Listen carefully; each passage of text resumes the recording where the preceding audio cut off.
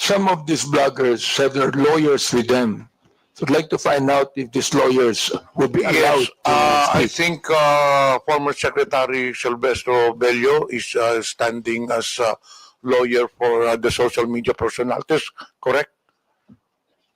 Yes, yes, Your Honor. I would like to confirm that we represent Miss Chrisette Chu as our client, and the other bloggers and who are here present and who have their own counsel, but we collaborate with the said counsel, Your Honor. Thank you, Representative Paduano. Mr. Chairman, can we ask Attorney Bello? Sir, can you mention all the names that you represent as counsel? Kasi po, for the information of everyone, si Attorney Bello po has already entered his appearance during the previous hearing, where in fact he was allowed to speak for on behalf of the clients during that hearing. Now, just to reiterate, Attorney, Sec, paki-mention po kasi we have invited at least 18 bloggers, and present as of today is only 7 or 8 mentioned by the COMSEC. So who are those bloggers being represented as counsel by former Secretary Bello? Yes, Your Honor. As I stated earlier, we represent Miss Chrisette Chu. And in addition, Your Honor, as collaborating counsel, we have the following bloggers, Your Honor. Miss Mary Jane Reyes, Miss Trixie Angeles, Miss Joy Cruz, Miss Aaron Peña, Mr. Ahmed Paglinawan, Miss Ethel Pineda Garcia. That's all, Your Honor. Mr. Chair, how many of them are present? Can you count COMSEC? Ilan ang social media personalities na present in your record? Out of 18. Correct. My estimate was 8. Representative Paduano. Thank you, Chairman. Anyway, out of the 8 mentioned by former Secretary Attorney Bello, ilan po yung nandito ngayon? 8. No. The client being represented by Attorney Bello. They are 7, Your Honor. Present 7 this morning. present today. Yes, together with our client, Miss Chrisette Chu. And those absent today, out of 8 ata yung, you mentioned 8 names?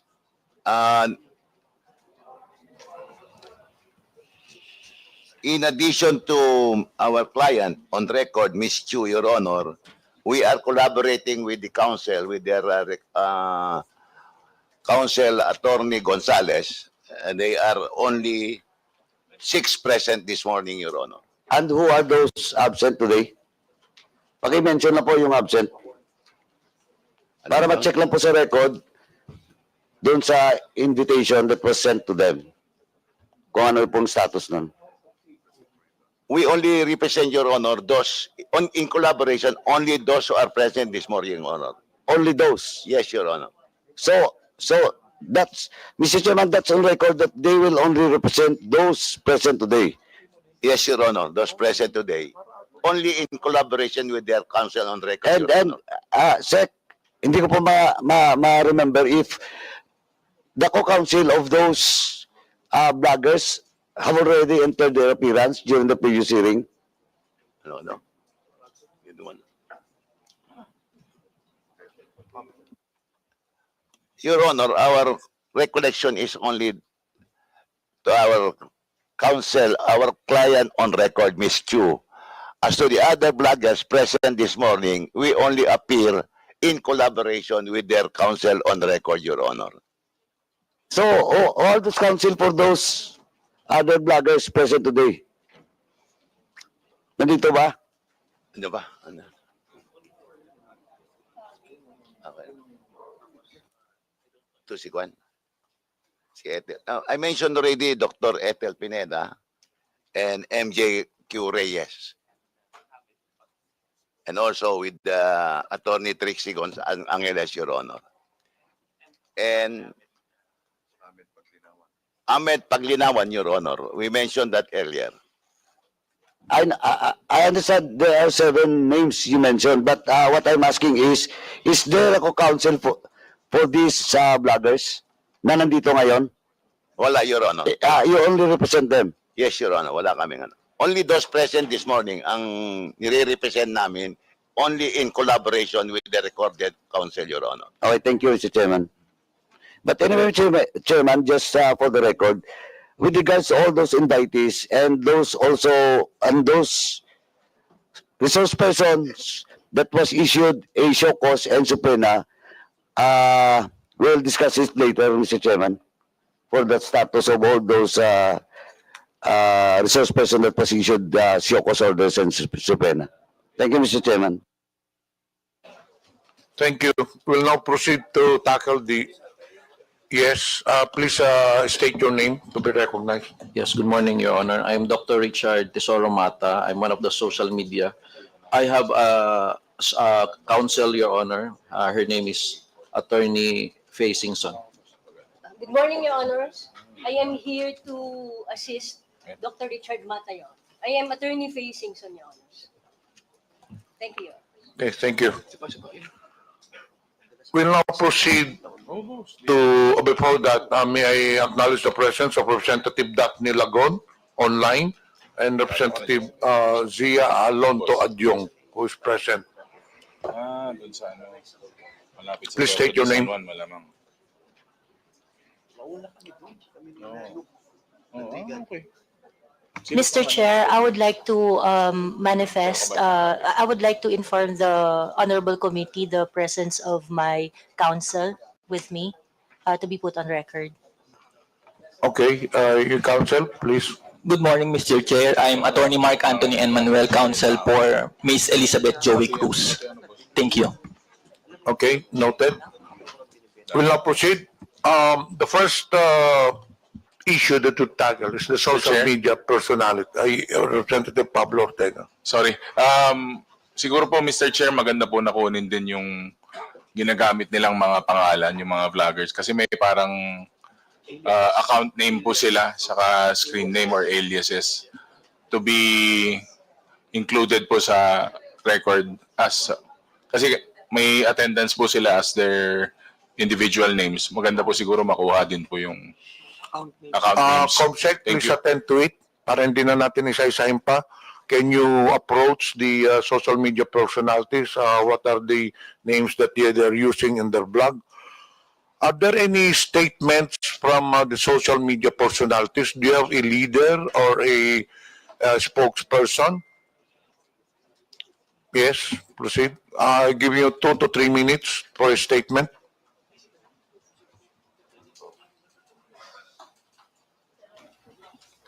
Good morning, Mr. Chair and Your Honor.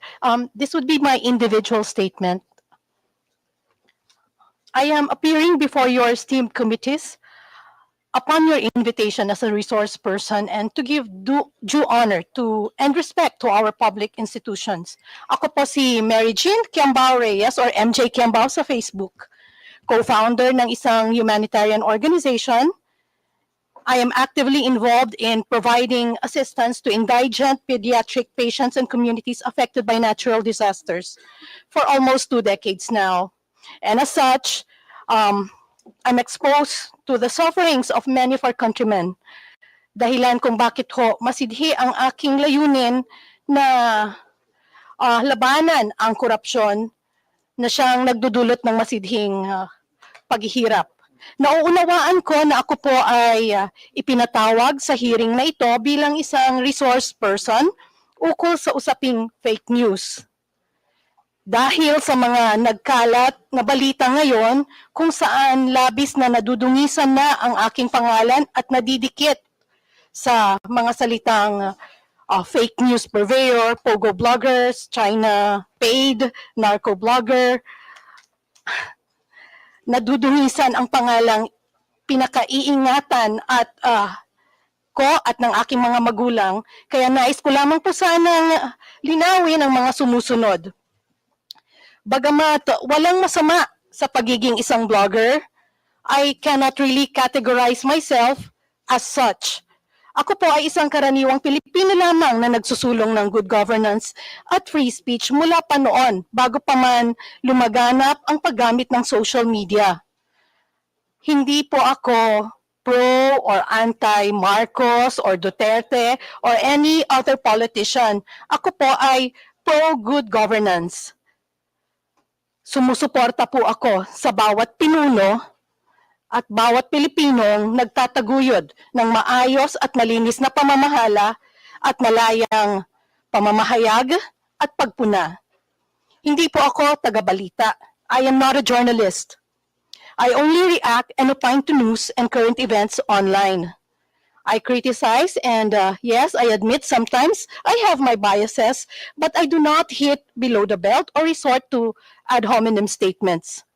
Issue-based lamang po ako. Lalong hindi po ako nagsusulat o deliberately nag-share ng fake news. Bagamat hindi ko pinasok ang mundo ng pagbabalita, ako po ay isang mass comm degree holder. Isa rin akong editor-in-chief noon at dala-dala ko pa rin ang mga pinag-aralan ko at code of ethics ng mga mamamahayag.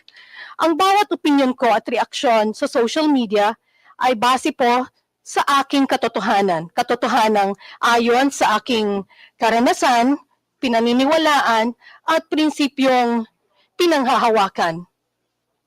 Hindi po ako tumatanggap ng anumang bayad o pabor mula sa Pogo, sa narco, China o sa kahit sinong politiko. I have always been against all forms of gambling and illegal drugs. Kabilin-bilinan po ng aking mga magulang, magdildil ka na ng asin. Huwag ka lang magnakaw at huwag mong ipagbibili ang iyong dangal. Nag-aral po ako ang maigi at kumayod ng husto para maitaguyod ko ang aking pamilya at ang aking sarili sa marangal na paraan. Kaya masakit po na madikit sa mga ganong salita na yung mga fake news purveyor at narco-bloggers. Ngayon naman sa usaping China at West Philippine Sea, I do not claim expertise on this matter. Ang sa akin lamang bilang isang Pilipino, marapat lang na protektahan natin ang bawat isla ng ating bansa sa legal at mapayapang pamamaraan. I am afraid, Your Honor, na wala po ako masyadong maiambag sa usapin ng fake news, pogo bloggers, narco bloggers, as I am not in any way involved in any of that. I also cannot claim expertise on social media and blogging. In fact, my SOCMED account is not even monetized. Now, given my limited knowledge on the topics of this legislative hearing, ang maimumungkahi ko lamang sa ngayon ay dalawang bagay lamang. Una, labanan po natin ang fake news sa pamamagitan ng paglalabas ng mas maraming reliable information mula sa iba't ibang ahensya. Pangalawa, and more importantly, paigtingin po natin ang edukasyon ng bansa. Gawin nating mas matatalino ang mga Pilipino so they themselves can more easily decipher what is true from what is false. And I think everyone here sa mga kasama ko sa social media, support the efforts of the TRICOM. We agree that free speech and freedom of expression must be protected and that fake news, disinformation must be eradicated. These are our common grounds that unite us. We wish TRICOM every success. Yun lamang po sa ngayon ang aking maimumungkahi. Sakaling may mga issue sa mga susunod na pagkakataon ukol sa free speech, anti-corruption at disaster relief operations kung saan mas doon po ako linya, at doon yung mas marami kong maiaambag, ay handa po akong makipagtulungan. Muli, maraming salamat at magandang umaga po sa lahat. Thank you, Ms. Reyes. Just a reminder to the members, after the statements or discussing the issues, we will proceed to the interpellation. As usual, we have a rule for those who would like to interpellate. Please have your names listed for a proper and orderly hearing. Are there any other statement? Can you limit it to 2 minutes? Okay, please state your name. Magandang umaga po sa inyong lahat. Ako po si Dr. Ethel Pineda Garcia, 64 na taong gulang at isang manggagamot. No, ako po ay pinadalhan ng imbitasyon na dumalo sa hearing, sa unang hearing, kung saan ako po ay magiging isang resource person tungkol sa fake news. Pwede lapit po yung mic. Reminder to all the Alright. members and resource persons, may problema po tayo sa audio. So when you speak, please ilapit lang po yung mikropono. Salamat po. Nang ako po ay pinadalhan ng imbitasyon na dumalo sa hearing kung saan ako po ay magiging isang resource person tungkol sa fake news at ang pagpondo ng mga pogo at narcos, ay nasurpresa po ako dahil sa mga sumusunod. Hindi po ako gumagawa o nagsusulat ng news o balita. Ako po ay nagkokomentaryo lamang sa mga nababasa ko.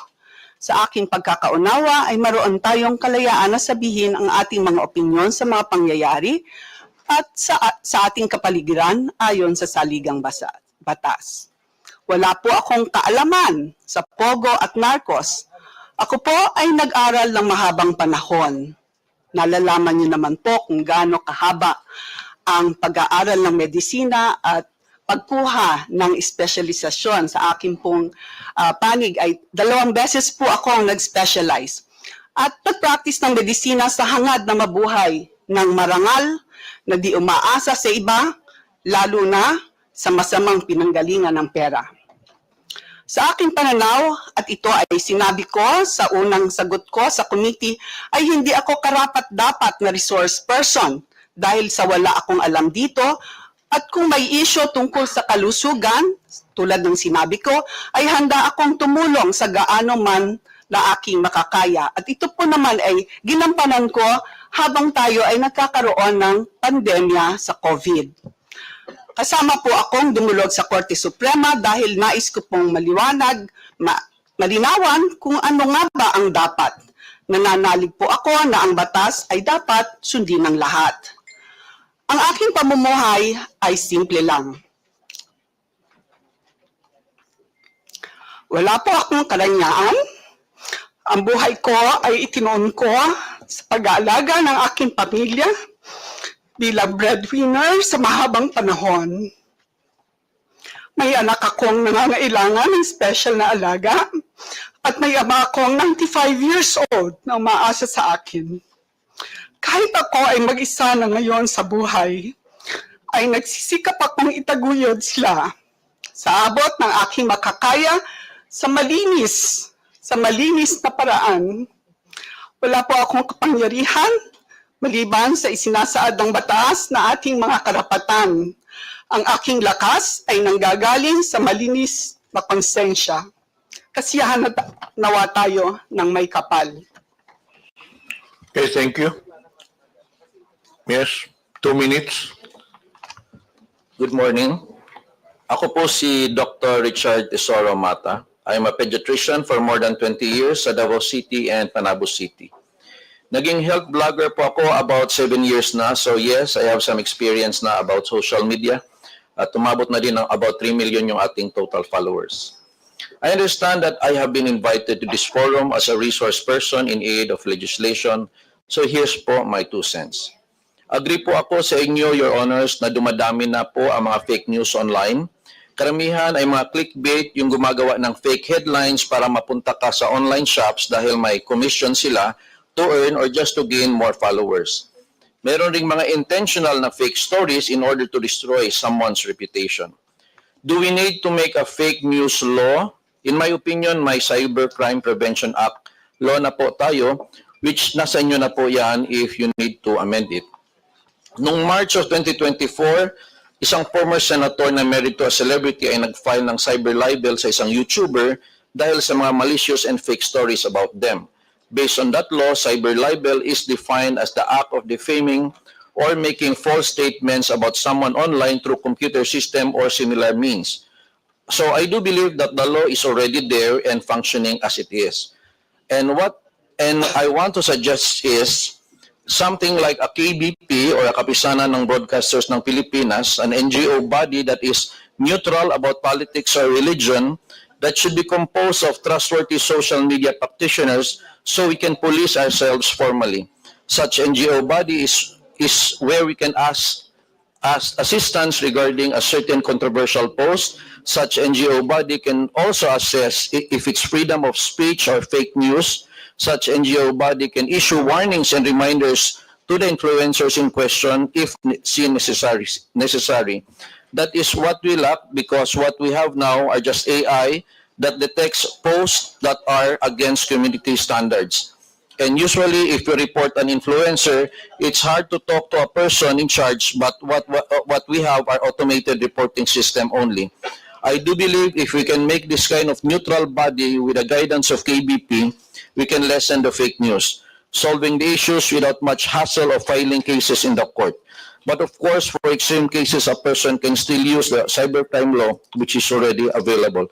Thank you very much, Your Honor. Thank you. Are there anybody else who would like to make statement from the social media personalities? Chair.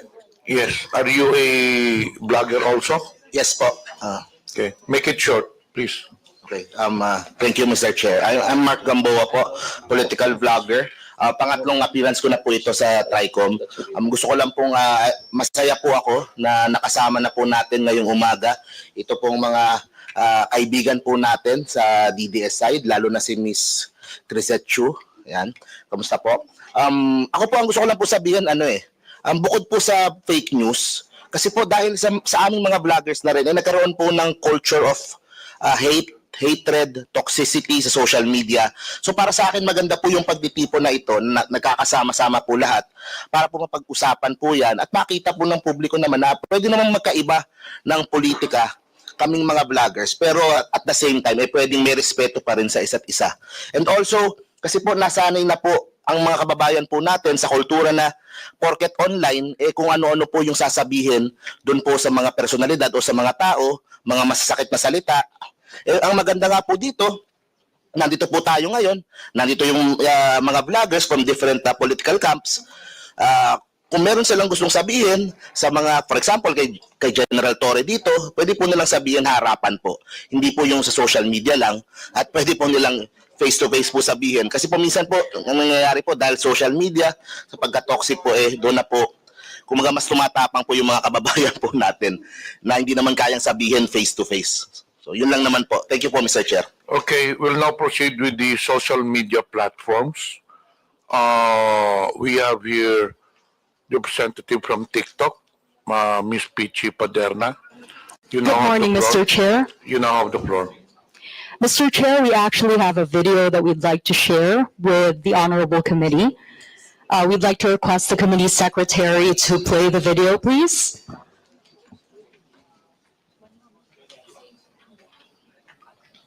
Comsec, is the video ready already?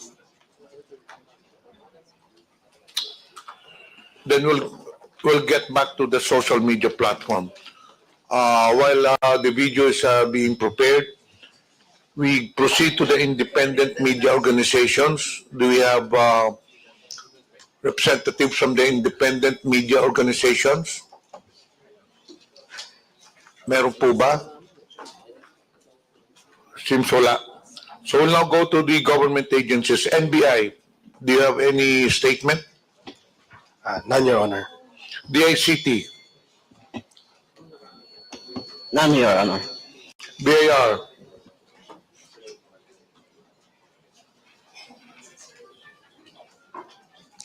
AMLA,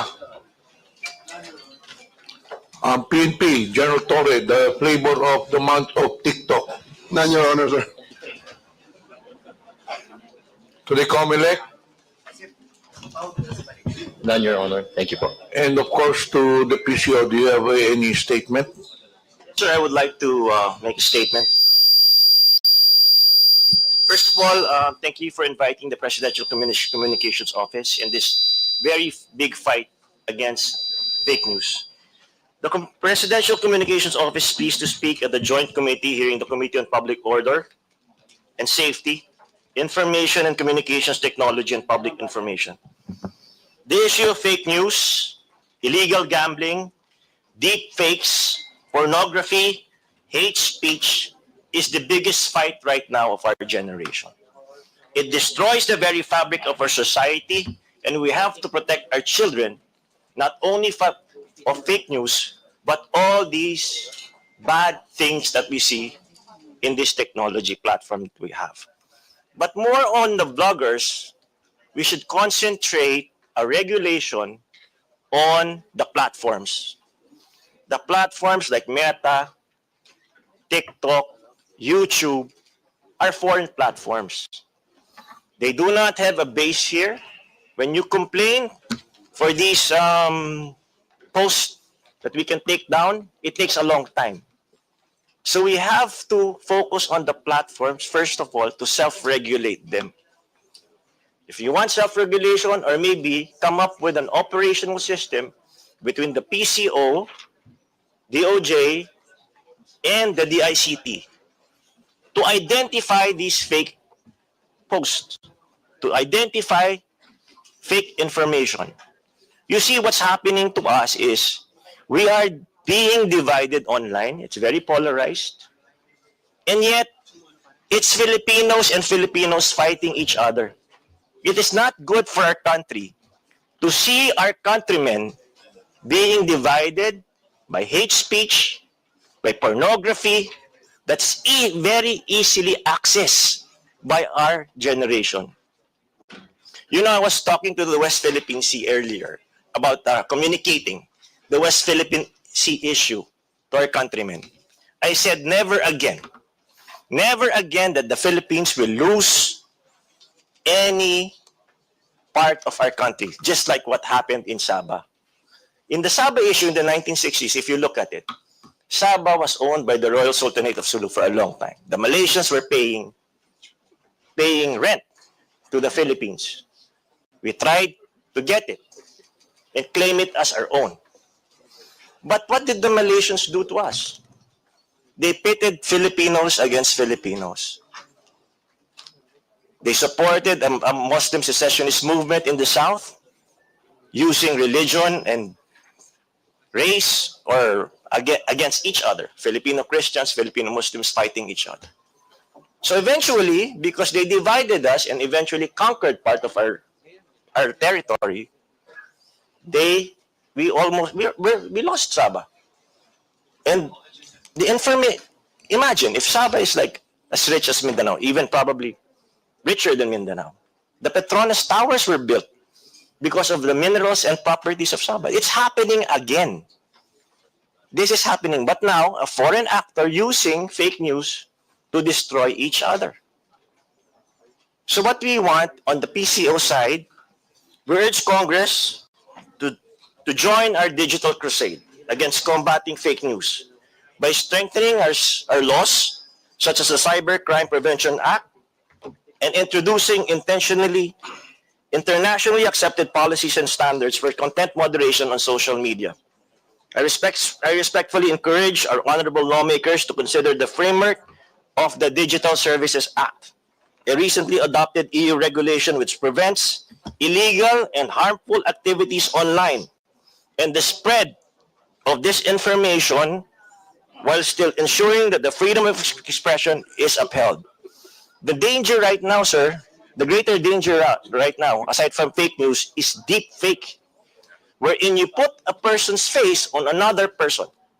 There were several complaints raised with the PCO that said, sir, tignan mo naman, may mga known personalities recruiting on advertising, mga scams. Yung mga OFW natin, nai-scam. Dahil nakalagay yung boses ng isang kilalang personality or isang kilalang negosyante, pero hindi naman totoo yun. Imagine if you put the head of the COMELEC commissioner doon na ang nagsasabi, akala mo deepfake din. It is a national security concern that we really have to fight, not against each other, but collectively, we fight together. We fight as one. Because, you know, the fight against fake news should be prioritized. We said before, right, it was the fight against illegal drugs. But in this generation, the fight against fake news, deep fakes, they bring so many social media ills. Look, we now live in two worlds, the cyber world and the real world. The children right now spend more time on the cyber world. And if you give them constant disinformation, if you give them constant lies and negative news, what will happen to the next generation of Filipinos? We will forever be divided, just like what's happening in the United States. It's now happening in our country.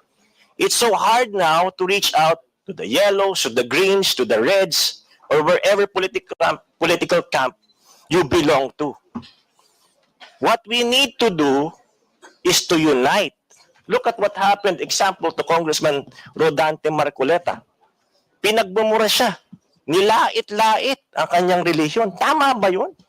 And yet, there's no regulation. There's no regulation. There's no punishment. So, on the part of PCO, we're trying to come up with an operational system wherein the DICT, the Department of Justice, and PCO should come up together to take down all these posts we consider national security concern and posts that divides Filipinos and spreading of fake news, and also the fight against illegal online gambling on the internet. It's not just fake news. There's so many ills there. But of course, with technology, there's good and there's bad. It can be a force of good, but we make sure that online, the voice of truth should be louder than lies. It should always be louder than lies. Because now, a lie told 1,000 times drowns out the truth. We don't know what the truth is anymore. So we make sure here, as PCO, we make sure that in PCO, our foundation are truthful facts. I urge everybody here, let's get our acts together. We are not the enemies. We should stand together. The enemy is fake news. Thank you very much, Mr. Chair. Thank you, Sec Ruiz. Before we continue, may I acknowledge the presence of Deputy Speaker David J.J. Suarez, and online we have Honorable Nelson Dayanghirang, Honorable Raul Daniel Manuel, and Honorable Celso Rehencia. We will now proceed with the interpellation. As I've said earlier, to have an orderly hearing, may I request all the members who would like to ask questions to have your names listed. Please state your name. You have something to say? Yes, Mr. Chair. I would just like to inform the committee that Ms. Sasrogando Sasot was not recognized and was kicked out of the Zoom link that she was provided for. Unfortunately, ma'am, the Zoom meeting is exclusively for members only. Hindi po para sa hearing yun. The Zoom meeting is for members and the committee secretariat staff lang po. So if she's here in Manila, then she can attend the hearing. Abutin pa naman to ng mga another 3 to 4 hours. We have already 9 members who will be interpellating. We cannot, we would like to apologize because we cannot really accept that. It's exclusive for members and committee secretariat only. Mr. Chair, she was provided a Zoom link. A staff a while ago provided a Zoom link. According to the COMSEC, we did not provide anyone, any resource person, a Zoom link. So most probably it was leaked by a staff or a member. We don't know where the source came from. But again, unfortunately, sad to say, we cannot accept it because I reiterate what my previous statement, that it is exclusive for members of Congress only, or rather of this committee and committee secretariat. Okay? So please take note. We'll now Understood, Mr. proceed Chair. with the May I acknowledge the presence of Honorable Ernesto Dionisio. We will now proceed with the interpellation. First on the list, Representative Dante Marcoleta. You have the floor. Maraming salamat po, Mr. Chair. What I would like to say is not an interpellation. Maybe I will just make a very general manifestation, Mr. Chair, because up to now, I am not yet sure how how can we address this looming problem that the country faces in relation to fake news and deep fakes, false narratives and false information. In the face of certain gold standard set by our Supreme Court. This gold standard, Mr. Chair, came in the form of decisions. May I just cite at least 4 of them, Mr. Chair, for our sake. This concerns the conduct of public men, people in government, and how criticisms can be hurled against them and how should they respond to these criticisms. I think these are very important standards, Mr. Chair, in the wake of our desire to probably make laws in relation to free speech. The first one, Mr. Chair, is the case of Yabut versus Office of the Ombudsman, 303 Philippines 319. And I quote this: a public official, more especially an elected one, should not be onion-skinned. Strict personal discipline is expected of an occupant of a public office because a public official is a property of the public. He is looked upon to set the example how public officials should correctly conduct themselves, even in the face of extreme provocation. The second standard, or the second case that reiterates this standard, Mr. Chair, is United States versus Bustos, 37 Philippines 731. And I quote this: the interest of society and the maintenance of good government demand a full discussion of public affairs, complete liberty to comment on the conduct of public men is a scalpel in the case of free speech. The sharp incision of its probe relieves the abscesses of officialdom. Men in public life may suffer under a hostile and unjust accusation. The wound can be assuaged with the balm of clear conscience. A public officer must not be too-skinned with reference to comment upon his official acts. The third one, Mr. Chair, is Sason versus CA, 325 Philippines 1053.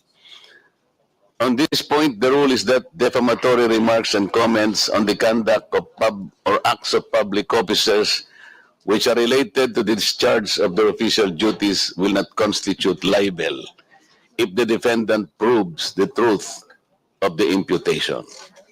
And the last one, Mr. Chair, is De Leon versus People 776 Philippines 701. And I quote this: while petitioners' declarations may be offensive, they are not actionable by themselves. Being sensitive has no place in this line of service, more so when allowing otherwise has the potential to create a chilling effect on the public. Mr. Chair, why am I stressing this gold standard as enunciated by some of the important decisions of the Supreme Court? Because as public men, as public servants, I have cited an example earlier when one blogger attacked me indiscriminately, called me demonyo and all this. My defense to that, Mr. Chair, is not probably to ask him in public to explain or even ask for an apology or he be restrained by this committee, but I will just stand upright, as upright as I can and clean as I am, because people would judge me for what I am and for what this person could do against me. Yun lang po ang nakikita kong parang armas natin.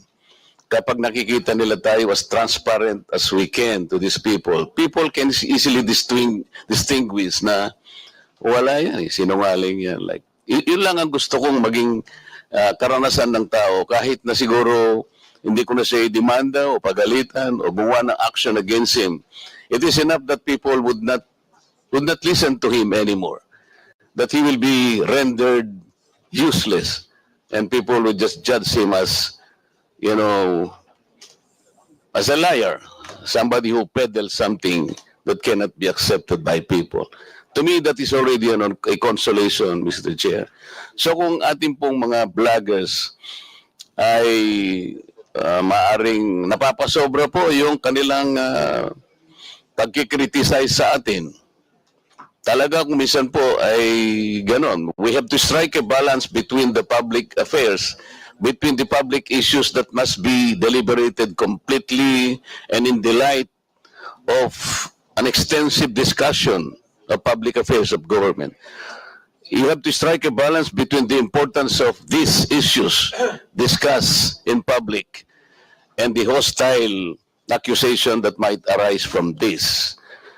Yun po yung gusto ko po. May mga batas naman po tayo once they attack us on a private side. Ang sinasabi po ito very, very easily. That could constitute libel pagka-personal na po. Kagaya po nung tinawag niya po akong demonyo, okay, yun na po yung personal na po yun. It's up to me to act kung gagamitin ko pa po yun. Pero sa akin po ay parang ano na lang yun. Katulad po nung nakaraan na pagdinig po, hindi ko makalimutan, isang abogado pa naman yun na nagbablog po na sinabi niya na huwag kayong maniwala sa pakulo at panliling lang ni Marcoleta. You were here, Mr. Chair and members, nung tanungin ko po siya, ano po ba po yung basihan ninyo na ako po'y nandin lang. Wala po siyang maisagot ng kahit ano. He is a lawyer and he was allegedly teaching in a very reputable law school. So yun po, Mr. Chair, pwede ko po siyang demanda ng, pwede ko po siyang padisbar, no?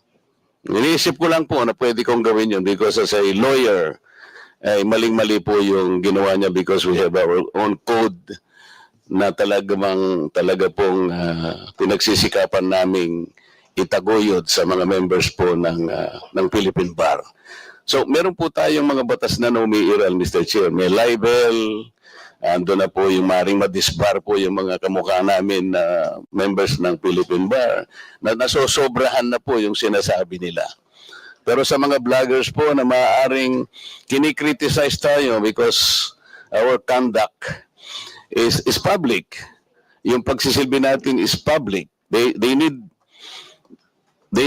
some kind of a medium. Nakikita po nila tayo that we should be as transparent and accountable as we can be. Sa akin po ay binibigay ko na lang pong isang karapatan para sa kanila. Wag lang po sana yung sumobra po na maging personal na po ang mga pangyayari. Maraming salamat po, Mr. Chair. Paalala lang po sa lahat, pakilapit po yung mikropono dahil may problema tayo sa audio. Medyo mahina po.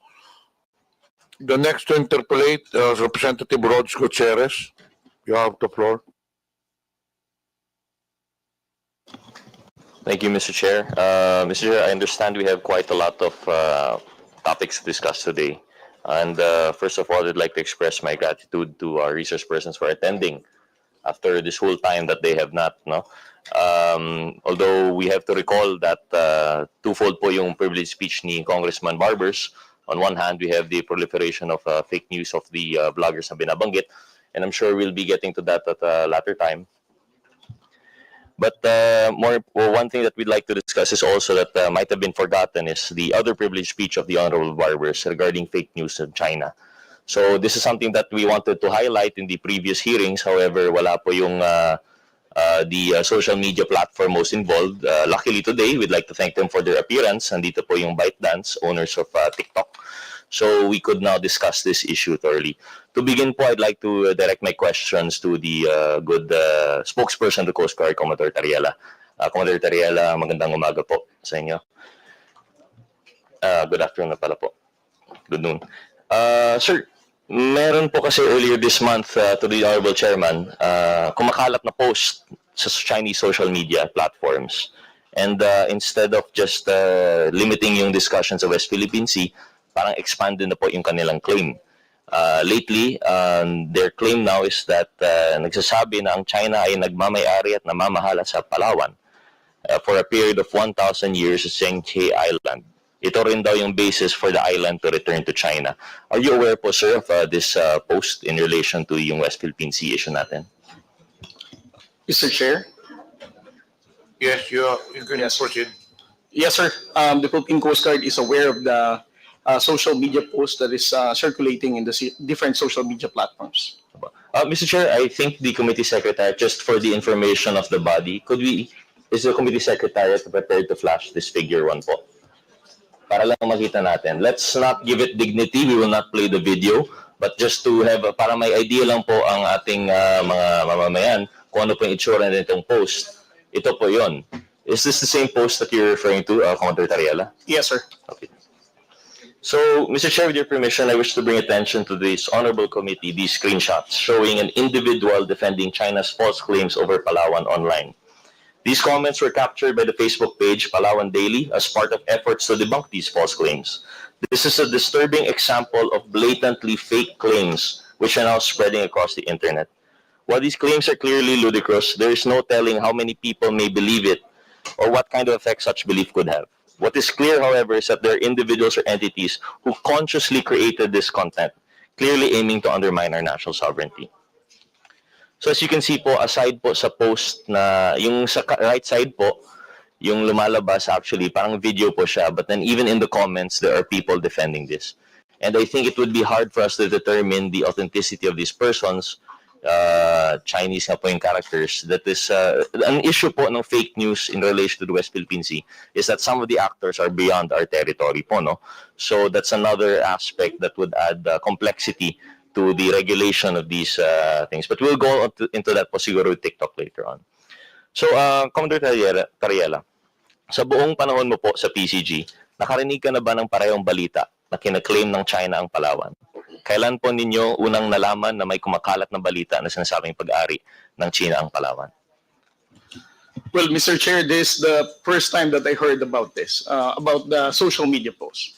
That kind of claim has never been done before by the People's Republic of China. This is their new narrative right now.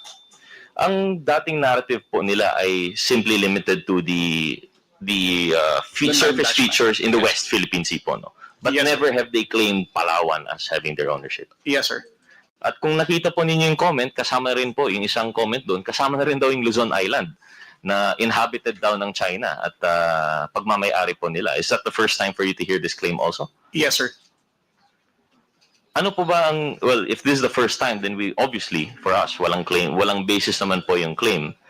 Upon hearing this po, I know this is now, ano po yung magiging reaction ng PCG in relation to this? Well, the reaction, sir, of the national government is that we asked the National Historical Commission to directly debunk such historical claim of the People's Republic of China or whoever spread that fake news or misinformation. The position of the Philippine government is saying that Palawan and the entire island of Luzon has long been part of the Philippine archipelago. So, ang usual response po natin is to fight it with information, proper information naman po. Yes, sir. But that does not take away the fact na this would be circulating pa rin online, sir, no? Yes, sir. Ang PCG po ba ay active in requesting for takedown of such information sa social media platforms? In this case, for example, TikTok. Yes, sir. In coordination with the Philippine Information Agency, sir. Sir, can you please give us an idea po kung ano yung proseso po ng PCG in relation to? Kasi the way that I see it, although lahat po tayo ay biktima nito, the agency most involved would be the PCG po, no? Kayo rin ang, parang ito ay attack sa inyo because this would be your area of responsibility. Ano po yung process po ninyo when trying to debunk these claims po? Well, especially if it concerns our operation, sir, that clearly countering our factual narrative. We relay our concern to the Philippine Information Agency, the PIA, which is also under the PCO. And since PIA has established connection with Meta, that's the only time that we can wait for any response, whether it will be taken down or we have to wait for, or we have to provide for additional information to be taken down by Meta, sir. Commodore Tariela, through the Honorable Chairman, meron po ba kayong opisina na task para ma-monitor mga online activities or information, lalo na nagmumula sa China? Right now, sir, the Commander of the Philippine Coast Guard, Admiral Ronnie Hilgavan.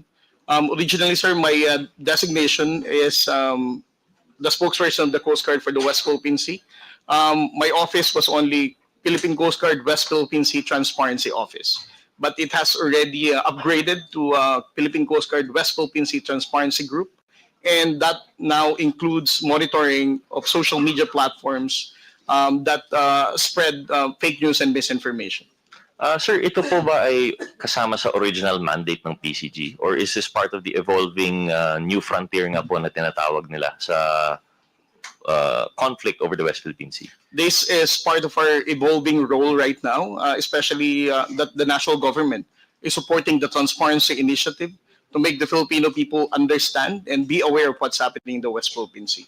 And the only way that we can be more successful in creating awareness and right information to the Filipino people is also to safeguard the spread of fake news, sir, to have it prevented to proliferate in the social media platforms. I see. Generally po kasi, Commodore, ang pagkakaintindi po namin sa PCG, no, ay napaka-physical po dapat ang ating role, no? Kayo po talaga ang defenders of the West Philippine Sea as our internal waters there. Kayo po ay nandun, kayo po ay talagang watching over yung mga transgressions. Ngunit ngayon, it seems to be yung transgressions are also appearing in the cyberspace. Ano po yung epekto po nito sa ating soberenya? Kasi isa iba po ang minsan sinasabi nila, these are just words. And this would not really affect, it should not affect us. But do you stand by that sentiment po? You know, sir, one of the main reasons why President Bongbong Marcos, through the National Task Force West Philippine Sea, supported the Transparency Initiative, because he basically inherited a nation wherein Filipino people, right after he assumed the presidency, there's a very limited information that Filipino people learned about the West Philippine Sea. From 2016 to 2022, there are very small portions of information that we told the Filipino people. And for the president to only deliver his commitment of not surrendering a square inch of our territory to any foreign power, he has to get the support of the Filipino people. And the Filipinos will not be supporting our fight in the West Philippine Sea if they do not know what's happening in the West Philippine Sea. So with the transparency effort that we're doing now, as we can now see from different surveys, more Filipinos are being aware of what's happening in the West Philippine Sea. And that's, you know, as what Justice Carpio said, our fight in the West Philippine Sea is intergenerational. It is important for the younger generation, especially, to understand our fight in the West Philippine Sea. That's why our fight for fake news and misinformation is very important for us to sustain our fight for sovereignty. Thank you, sir. I would agree with that po, no? As mentioned actually by Secretary Ruiz. For example, ako po, generation namin, we're not aware already of the Sabah issue.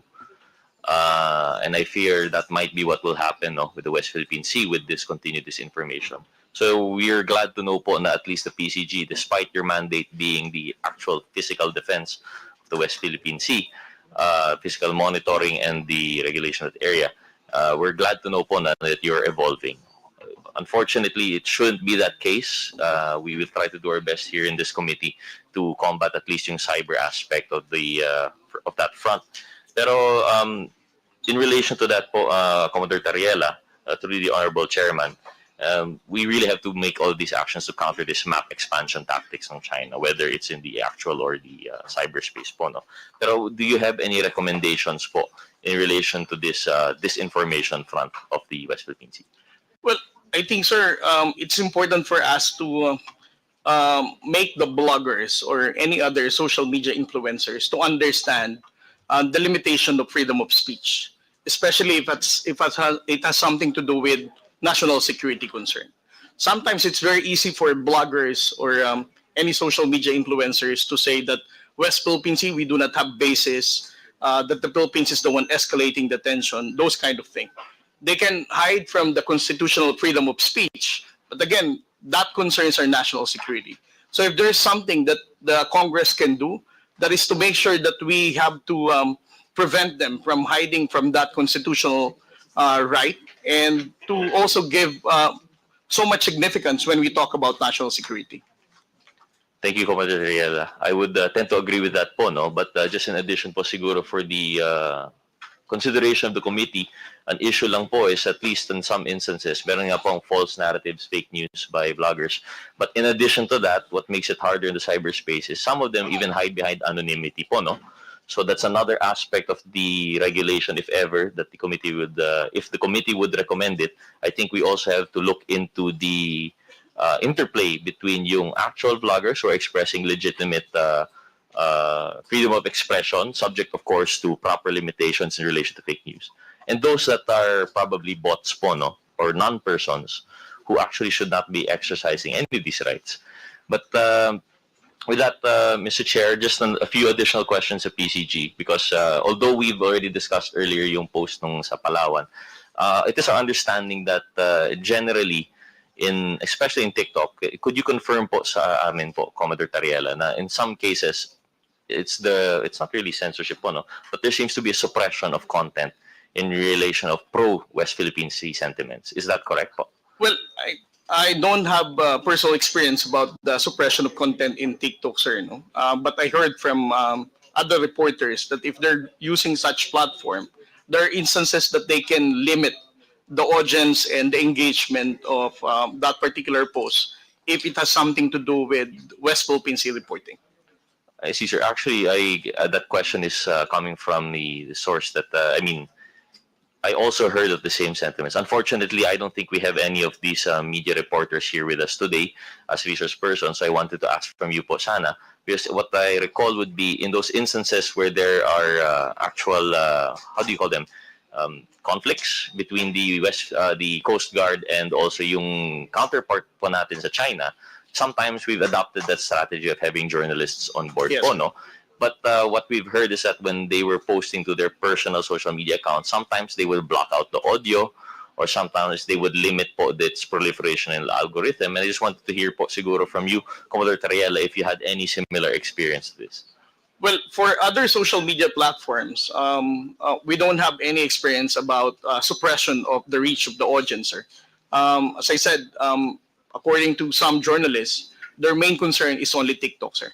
TikTok lang po talaga. Yes, sir. So with that, Mr. Chair, and I understand generally we want to compartmentalize the topics, but if I still have some time, siguro a few questions po kay TikTok, Mr. Chair.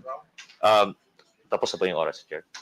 Okay lang. A few more interjection questions, a few questions na follow-up lang po. So, Mr. Chair, we'd like to acknowledge, if the Honorable Chair would acknowledge po yung representative ng TikTok. Hi, yes, good morning, Mr. Chair, and good morning to the Honorable Committee. I just wanted to clarify that I'm here to represent TikTok and not ByteDance. And actually, Mr. Chair, if you would allow, would we be able to play the video that we had prepared for today that we were hoping to show the Honorable Committee this morning? We will now proceed with the presentation, then afterwards, maybe you can answer some questions from Representative Gutierrez. Comsec, please play the video.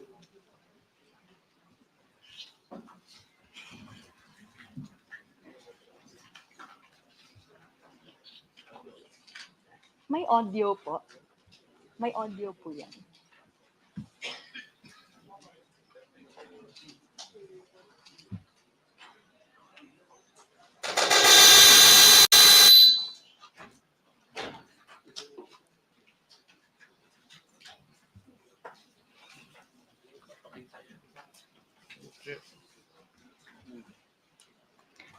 Our apologies, Mr. Chair. This video is supposed to have audio accompanying it. But if we have limited time, we're happy to take the questions of the Honorable Congressman. This is what we will do. We will get back to it later. Medyo ayusin lang nila. So you can now proceed with the questions, Representative Gutierrez. Thank you very much, Mr. Chair. So, Mr. Chair, our questions directed po.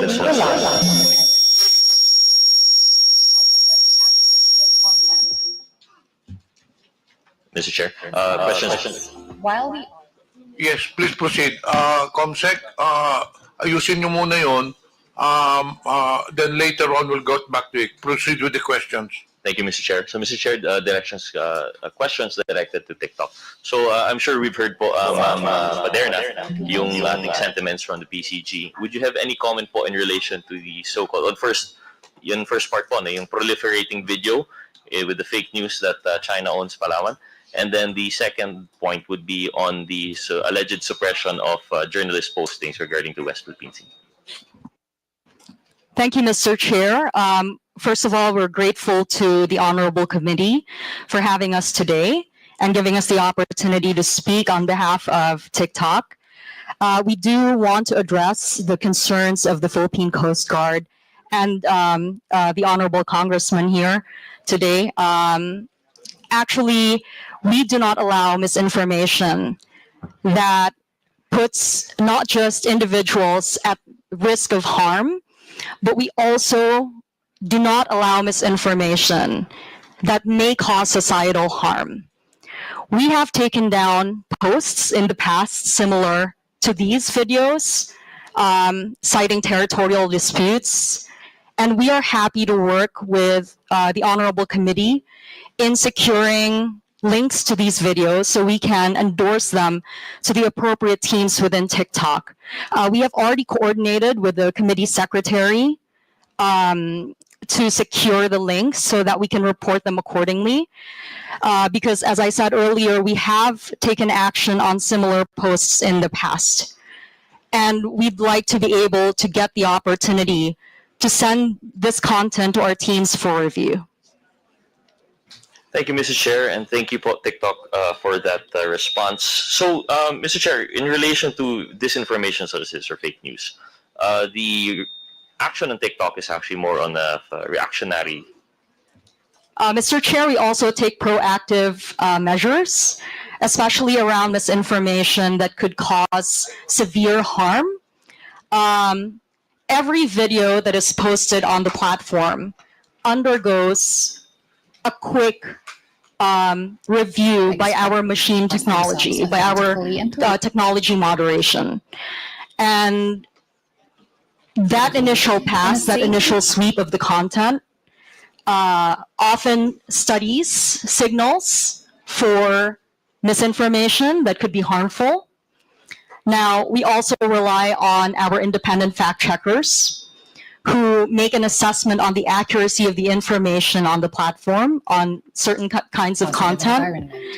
And we also rely on community reports. So user reports also assist us in spotting misinformation that violate our community guidelines. Thank you. Mr. Chair, sorry, let me just clarify. While I understand that there would be these measures, for example, that you've mentioned, these community moderators, and the review upon posting, this would be actually after the fact that the video is posted, correct?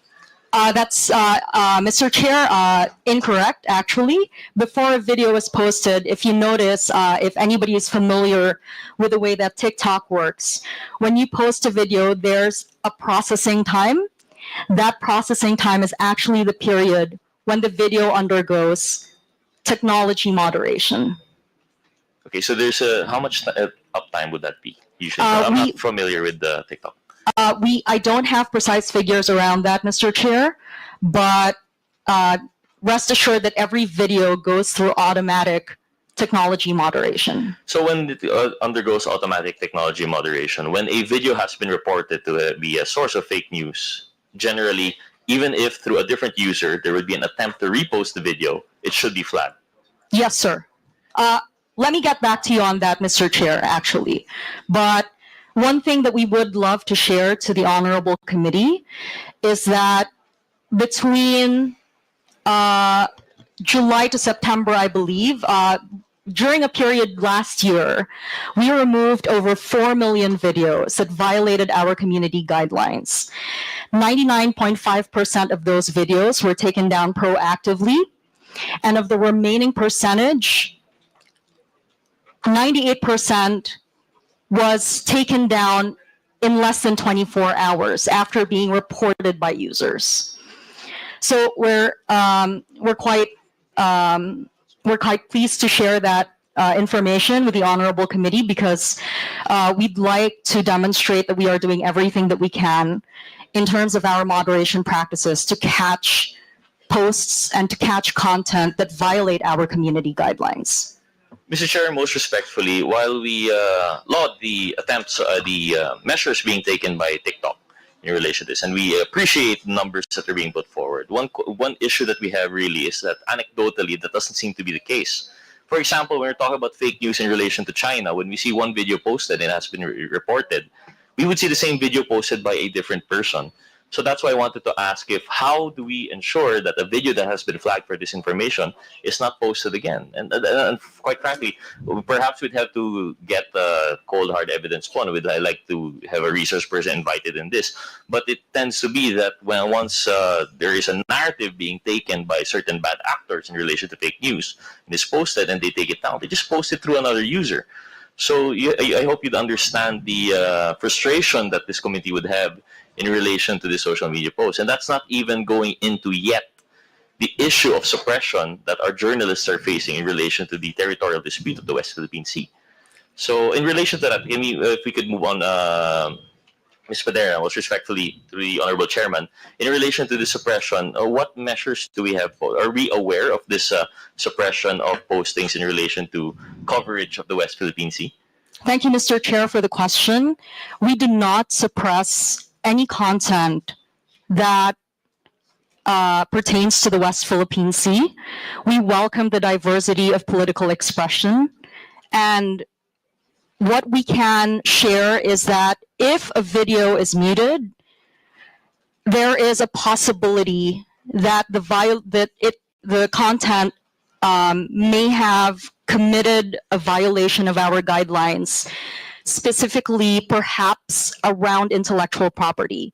That kind of action, muting a video, is typically something that we do when there is an intellectual property violation. So we want to reassure the Honorable Committee that we do not silence voices that advocate for greater awareness on West Philippine Sea issues. Thank you, Mr. Chair. I guess we are forced to take that on face value po, no? But as far as anecdotally, if I recall right, the video that was suppressed, I don't think there's an intellectual property issue. That was a coverage of yung journalist po having an altercation with yung counterparts sa China. Walang music naman na nag-play doon. In fact, nagmumurahan pa po sila. So, Mr. Chair, I guess to progress this issue siguro, we can ask the Honorable COMSEC if we may po, Commodore Tariela, if you could point us in the right direction kung sinong journalist po ito that were allegedly suppressed, we could probably invite them or communicate with them through the committee secretariat. Then we can probably have them coordinate with TikTok, and we'll get to the bottom of this at a later hearing po. No? Because as it stands, it's going to be a anecdote versus general guideline. So if we're going to get into the specifics, probably at a later time when the resource person will be available po. No? Yes, Mr. Chair, and if I may, we're also happy to engage these personalities, these individuals from the press, to understand their experience. Our technology moderation is very sensitive around audio. And so even though two people might be speaking and just speaking, our moderation technology is able to pick up signals of background audio. And as I emphasized earlier, often when a video is muted, it's not because of the content. If content violates our guidelines, we take them down. If content violates intellectual property rights, quite frequently, the action that is taken is to mute the audio. So we want to reassure the Honorable Committee of that. Thank you, Mr. Chair. So I guess we'll have to leave that to the discussion at a later time when we have the resource persons available. So, Mr. Chair, I understand my time is up. I had more questions for TikTok, but I'll probably reserve it for the second round. With that, Mr. Chair, I yield the floor. Thank you very much, Mr. Chairman. Thank you. Secretary Ruiz has a previous engagement, so this committee has decided that he will be excused. Anyway, Jose Castro will be here to attend. Thank you for your presence, Secretary Ruiz. Thank you very much, Mr. Chair. Before we continue, may I acknowledge the presence online, Representative Jonathan Flores, Representative Ambrosio Cruz, and we have some social media personalities who arrived also, or present rather. Mr. Ramon Gerardo San Luis, are you here? Mr. Manuel Mata Jr. Do we have now the presentation, ComSec? Okay na ba? Hindi pa. Okay, please proceed with the presentation. At TikTok, we encourage our users to express themselves authentically and creatively in a safe and positive environment. We have a dedicated global trust and safety team that works alongside innovative technology to keep our platform safe and welcoming. From July to October 2024, we removed 4.5 million videos. 99.7% were proactively removed, and 98% were removed within 24 hours. While we welcome the respectful expression of different viewpoints, we do not allow misinformation that may cause significant harm to individuals or society, regardless of intent. We rely on independent fact-checking partners to help assess the accuracy of content. In the Philippines, we partner with Agence France-Presse. While we are a global company, we partner with local stakeholders to understand cultural norms and local contexts. For the 2025 Philippine midterm elections, we partnered with COMELEC, NAMFREL, and LENTE to launch the Philippine Election Center, which provides Filipinos with verified election-related information. We regularly meet with civil society organizations, safety experts, and members of the academe to help inform our approach to keep our community safe. We also host media, members of the academe, and government officials at our Transparency and Accountability Center in Singapore. Meanwhile, we launched our Think Twice digital literacy campaign last February to encourage users to think twice before posting and sharing. Our Think Twice videos have already garnered millions of views across all social platforms. We empower our users to take control of their experience on TikTok, including using our comment care and reporting tools. Keeping TikTok safe is a collaborative effort, and we remain committed to working with the government, civil society organizations, members of the academe, and local experts to continue to keep our platform safe.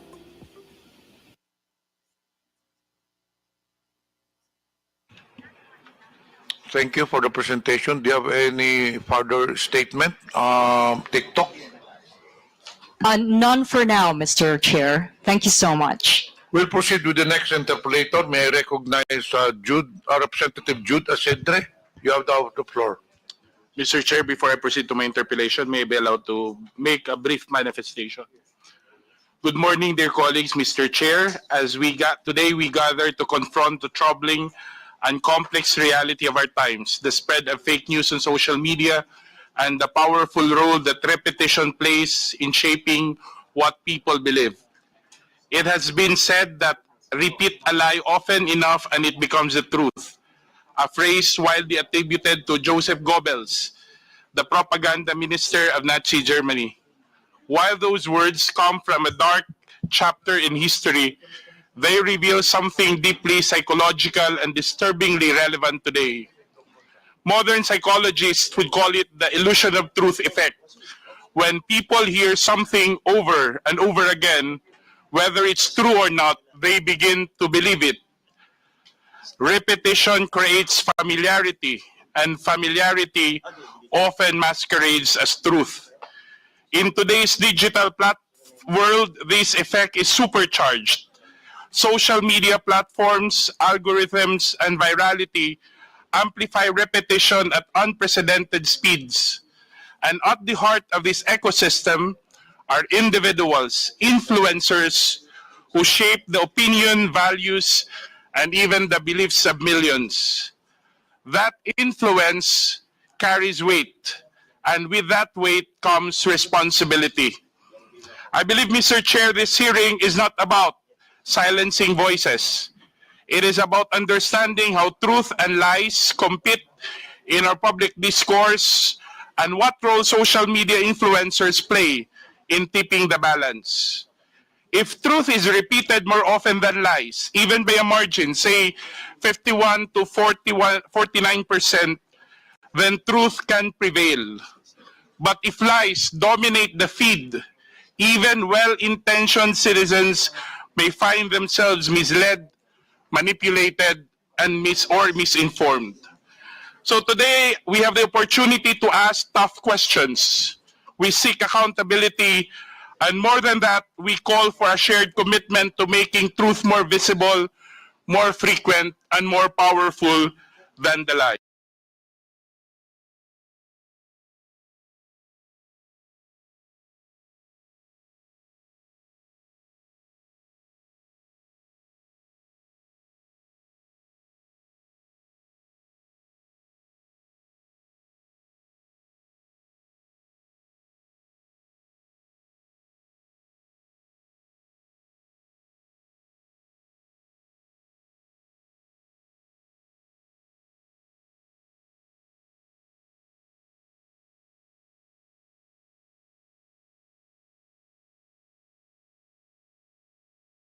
More visible, more frequent, and more powerful than the lie.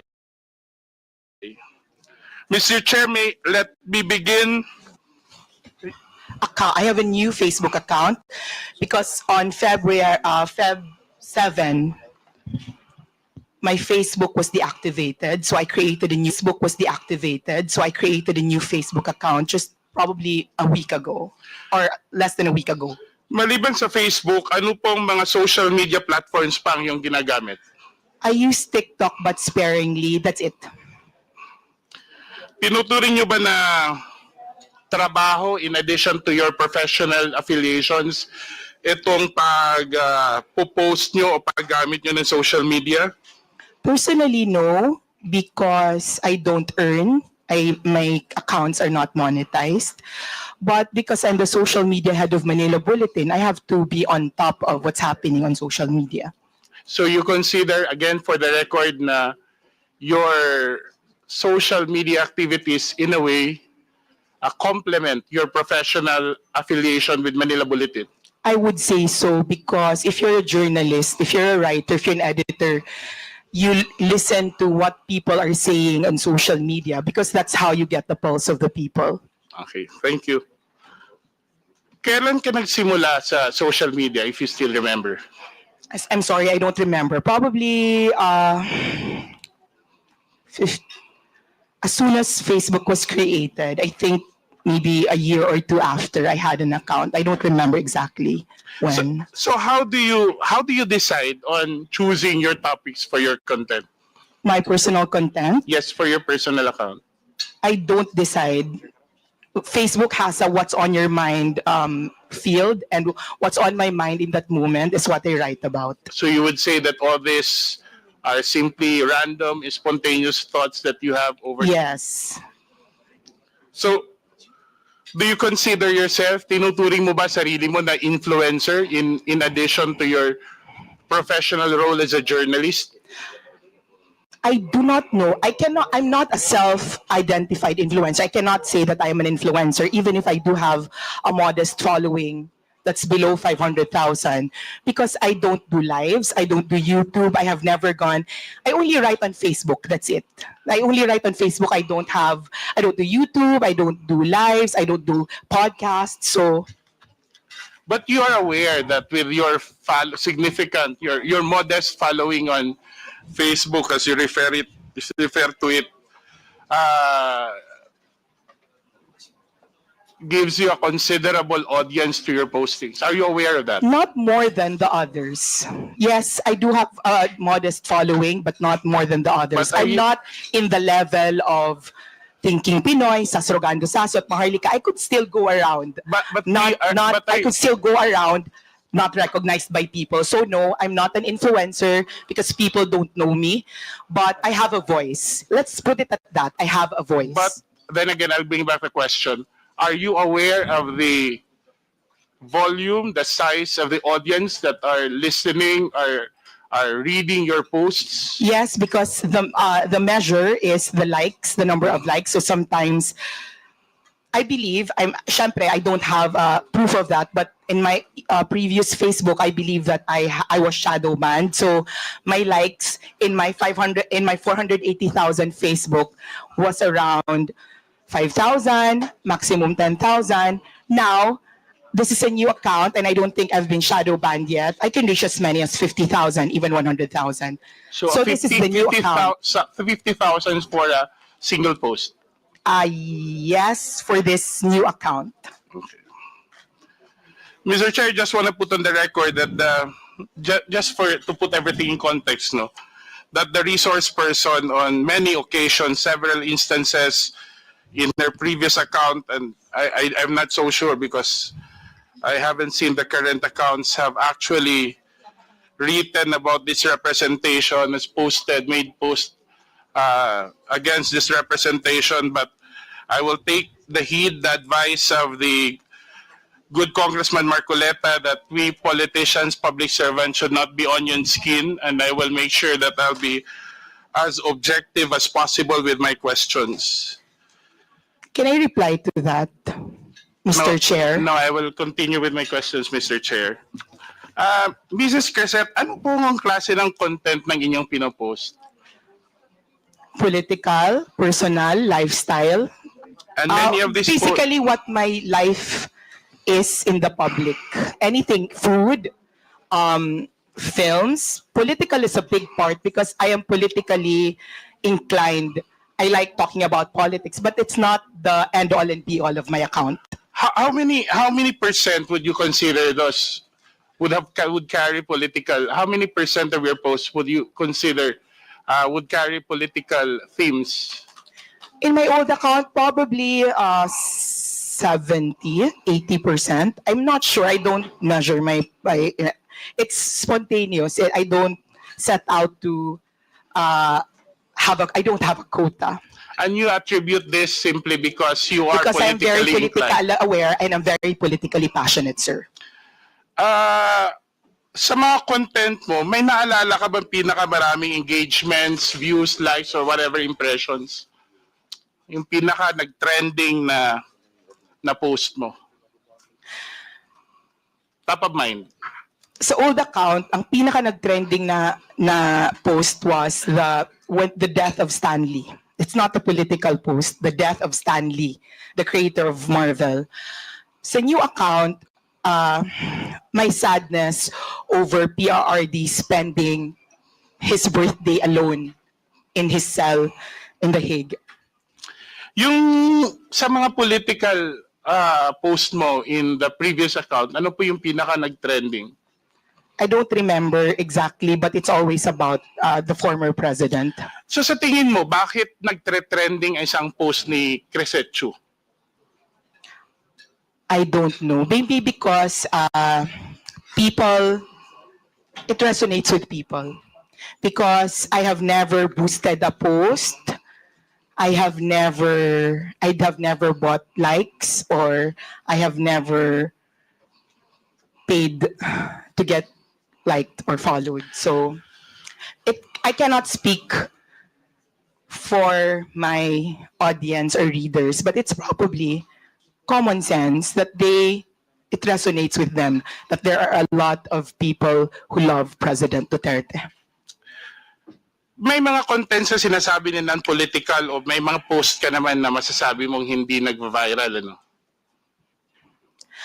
Actually, I don't know what the parameters are for what is considered viral. I don't know. Or let's say, anong klase ng content naman in your experience ang hindi nagkaroon ng maraming engagement? May naalala ka ba na... It does not, I do not look at how many likes I get. And whether or not they go viral is not very important to me. I write what I write, whether I have 1 reader or 1,000 readers. But when you post something, do you also engage with your those who make comments? When I have time, and when you do that, have you considered ano yung mga dominant demographic ng yung audience na usually mo na napapansin? Are these like-minded people? Are these Mr. Chair?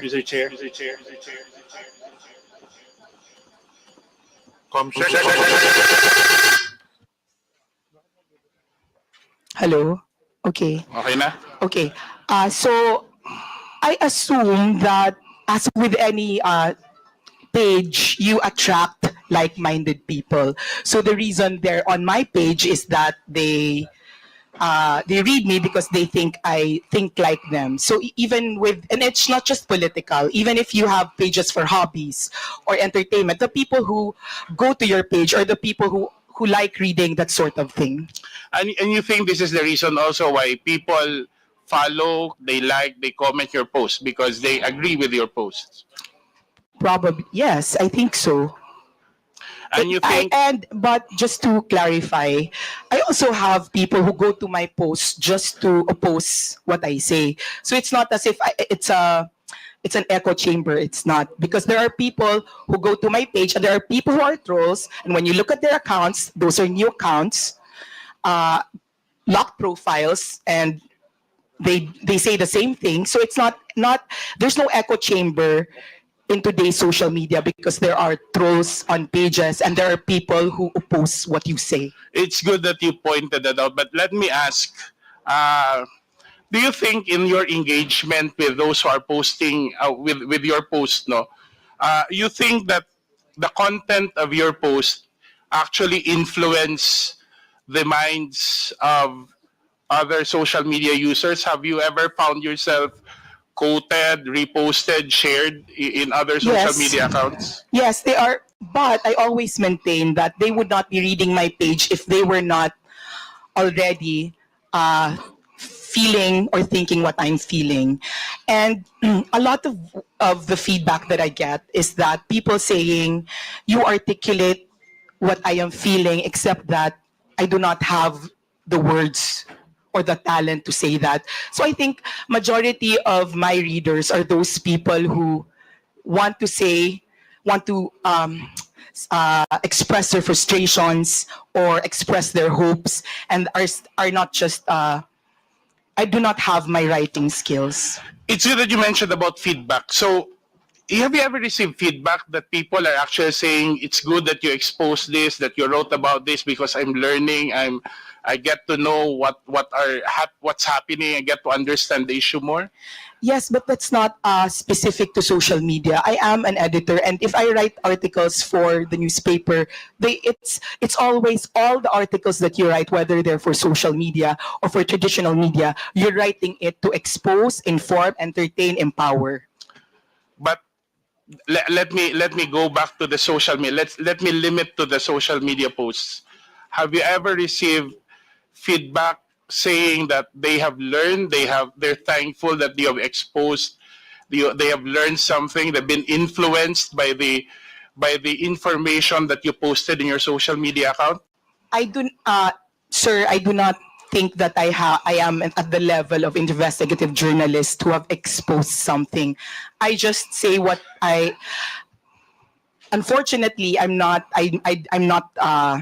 the kind of journalist who can do exposés. So unless it's something of my personal knowledge, I don't think that somebody has thanked me for exposing something. So are you sure that in your social media posts, whether in your previous posts or not, you have not exposed any public official or agency of the government whatsoever? Remember, you're under oath. Not that I remember, and I know that I'm under oath. I don't remember anything exposing a public. And if I'm going to do it, I'm going to do it in my job for Manila Bulletin, not on my page. So I am more protected by my office. I will go back to the question. Ibig sabihin ba sa social media posts mo, wala kang sinabi na nag-e-expose ka sa sino mang opisyal o ehensya ng gobyerno tungkol sa in the conduct of their official duties? I don't remember any exposés I have done.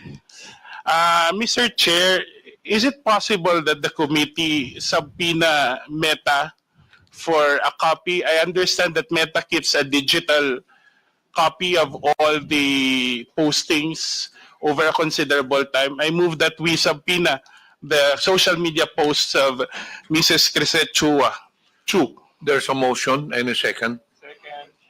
Any objection? There being none, motion is approved. Thank you, Mr. Chair.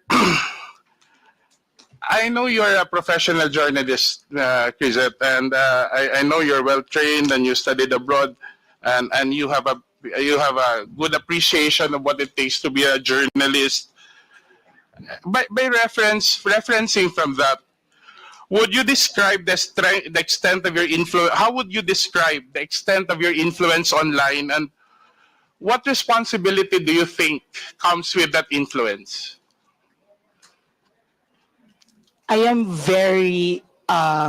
I'm not comfy with the idea that I am responsible for something because I just write. As I said, I'm very careful before all these things. Before, sir, Mr. Chair, before I was included in the top 40 vloggers, fake news, Pogo funded, I have never spoken my politics, not on YouTube, not on Facebook. I just write. So I don't feel like I am an important political commentator. I write what I feel, but I'm not one of those people na people will think about because I have discussed it. I have engaged with other people. I write what I say. I write what I think, and that's it. Sometimes I answer the comments on my page, but that's the limit of my political conversation. So if you're going to ask me what I think my influence is, then I cannot answer it. Maybe it's better to ask other people if they're affected by what I write and if they feel like I influence them. Earlier you mentioned you have a following right now of how many? About 250. 250,000? Mm-hmm. And in your previous account, how many? 480,000. And then in your average impressions for every post is around 10,000, if I'm not mistaken. That's the number you said earlier. In my new page, in my old page, about 5,000 to... In your new page? About 10,000. 10,000 in my per new post. page. Don't you feel any responsibility to speak the truth and what's factual? Yes, I speak my truth. I'm under oath. I mean, what yes, I'm I saying speak is, my truth. don't you think having such a number of following with that influence, let me call that influence, that a certain degree of responsibility comes with it? Of course, there's a responsibility. That's why I use my training in journalism to make sure that nobody can ever call me out and say it's fake news. I can make mistakes, but they're not glaring mistakes. And I'm still going to have the same opinion from that same Mrs. mistake. Crisette, you stand by saying that you are faithful to your journalistic training in the course of determining or choosing the content, the tenor, and the language of your post. Yes or no? Sorry, can you please repeat that? Do you stand by your statement saying that you make sure that you're faithful to your journalistic Yes, training sir. in I make terms sure that in terms as of far as let me continue first. In terms of the content, the language, the demeanor with which you make your postings. as far as I can, as far as I'm knowledgeable, I post what I feel. Maybe at the moment, maybe when I'm very angry, I post some things that are more inflammatory than when I'm more calm. But basically, those are my feelings. So, sir, there will be times that I will be more angry And towards that one postings, politician over Ms. another Crisette, time. I'm still going to be angry at them. Let me ask a question. So you mean when you speak something inflammatory on you post something inflammatory on your Facebook account, you don't mind whether people will be influenced by those inflammatory statements or not? Those are my opinions, and I believe I have very intelligent readers. So if they think that I am lying, they can call me out. If they agree with me because they've used their own eyes, then they can they can investigate for themselves. Those are my opinions. Those are what I feel. If I say I don't like this person, I stand by it. So you don't really mind if people, as a journalist, don't you feel that there's a need for you to? I do not use my Facebook page. I do not identify myself But you, there. earlier you mentioned that you make sure that you apply your journalistic training. Meaning, I make sure I don't lie. Meaning, I make sure that I do not, even if I am inflammatory, even if I'm angry, it's still not a lie. I'm just more angry in one post than I am in another post. My degree of feeling changes per post, but the content will not change. If I'm angry at one person, it can be because I'm angry at one person, and the next post I'm still angry at them, but not as much. But So the that reason that I'm changes. angry at them is the same. Okay. Before we proceed, may I remind the resource persons, when you answer, please address the chair first. Sir, And, sorry. Okay, sir, Mr. Chair. Let the interpolator finish the question before you answer. Just a reminder. Yes, sir. Sorry, sir. In your training for journalism, no, you majored in journalism, right? Communication arts Yes. and publishing, sir. Are you aware of the psychological phenomenon called illusion of truth effect?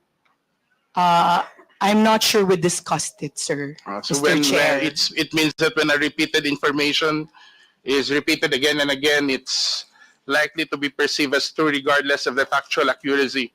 Okay, sir. For the record, let me ask, have you ever unknowingly or knowingly repeated content that turned out to be false or misleading? Have you ever? In the course of your posting, have you ever repeated content? Knowingly, no. Unknowingly, I am not sure. Mr. Chair, I ask it because I would like to draw your attention to this post dated March 13 under her new account, Chrisette Chu. May I ask the Secretariat to flash it on the screen,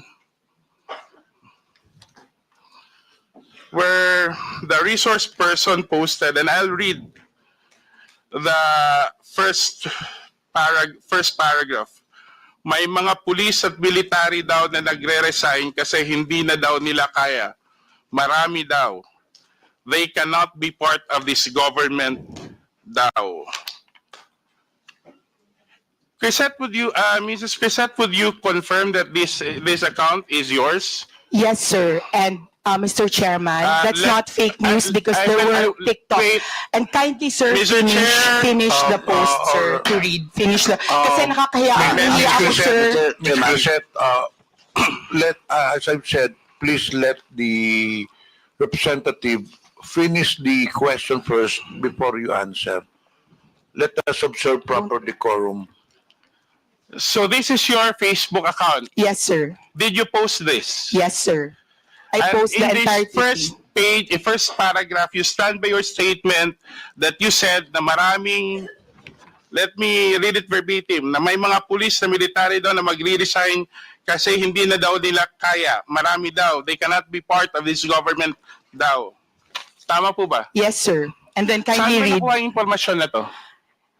Sir, if you go on TikTok, there are policemen.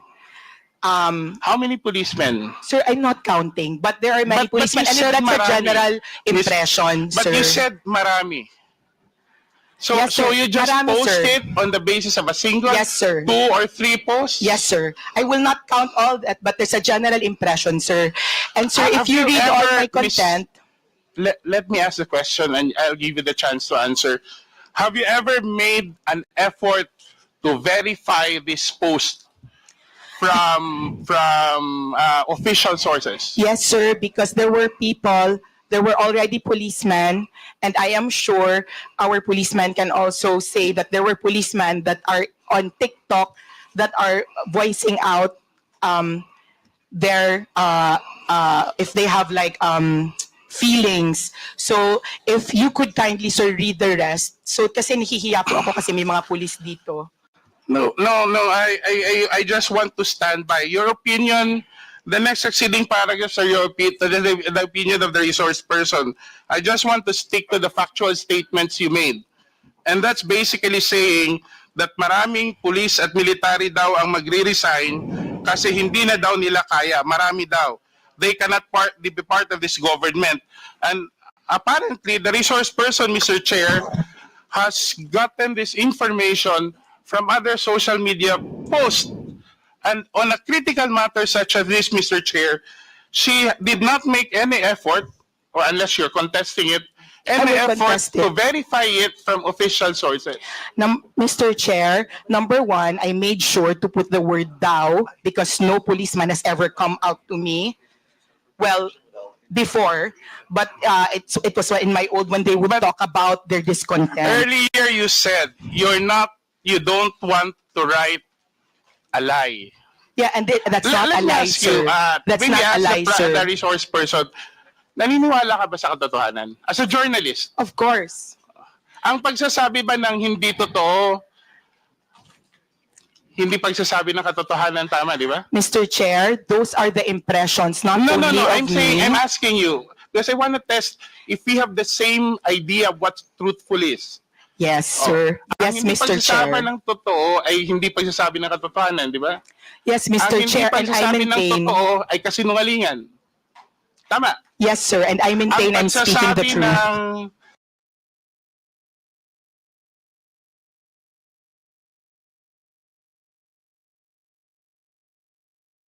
half-truth ay pagsasabi din ng kasinungalingan. I am maintaining that I am speaking the truth of the impressions made on social media. Okay. Thank you, sir, I don't Mr. want to Chair. argue with her position, Mr. Chair, but I just want to bring the attention of the committee to a news article showing the official position of the PNP. Can we flash that on?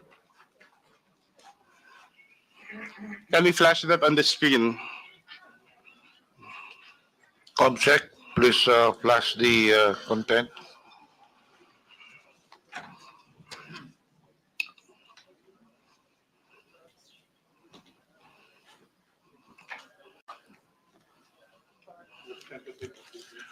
Okay, this is a press release. I think this is a news article from, if I'm not mistaken, from the Philippine Star, saying basically, according to the spokesperson of the PNP, hindi daw totoo ang nasasabing mass resignation ng mga miyembro ng PNP. Tiyak po ang pagkakasabi na walang isang miyembro ng PNP ang nagbitiw mula sa kanilang posisyon pagkatapos ng pagka-aresto ni President Duterte. Pinabulaanan nga po niya ang ilang partikular na mga post at larawan na kumakalat sa social media tungkol dito. So have you read this article after your post? Mr. Chair, no, I have not read that article. And Mr. Chair, this article exactly affirms what I said earlier, that the mass impression of laymen like us, civilians like us, that there were mass resignations. The fact that the PNP... But Madam Chair, Mr. Chair, you just said, yet you do not share lies on your post, sir, diba? Sir, I shared, Mr. Chair, that's what I said. Kaya ako nag-include ng daw, these were impressions. The fact, sir, that our PNP had to write a press release means kami na hindi kami, wala kaming statistics. These were the impressions that were coming to us. So you're saying that And, this is something sir, that can I you also just... finish? Okay. Why it's not fair here? Okay, Mr. Chair, does it mean that you have simply written this post out of your personal impressions or the impressions of you believe are posted in other social media without even making sure whether there is enough basis or have made any effort to verify your statements? Mr. Chair, if I am not an insider in the PNP and they had to release that information, it means that they are correcting the general impression of masses like us. The fact that they had to write it means that there's a general impression, and to our policeman here, I would like to And when you make address you those, that, Mr. Chair, when you make those impressions, you don't have any regard whether now you find yourself apologizing to the policeman No, here. sir, the So reason you I am didn't make any apologizing effort. is because my post was Mr. not Chair. about. Mr. Chair, can I Point of just order. please give me time to explain? Because it's been talked, Ms. sir, Crescent, kindly. in accordance with our rules, as I've said earlier, this will be the third time that I'm telling all the resource persons, let the interpellator finish the question first. And in fact, if I impose the rule strictly, the resource persons can only speak until I recognize you. Thank So, you, sir. kung pwede lang patapusin niyo yung tanong bago kayo sumakot para hindi tayo magkakagulo rito. Babalikan ko yung tanong ko. Thank you, Mr. Chair.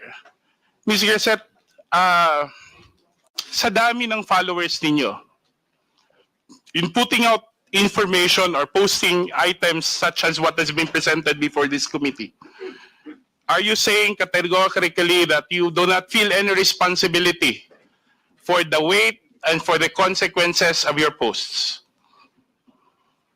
Can I answer now? Yes. Okay. Mr. Chair, I am saying that I am merely writing about what I see as the pulse of the masses, which is that they were afraid that there were policemen. That's why also I am very careful that I said thou. And to our honorable policeman, I'm not apologizing because I wrote that. I'm apologizing because you don't know the context of what I wrote. And what I wrote was, please don't resign. Because if you really want to make a difference in our country, you can best do it from the inside.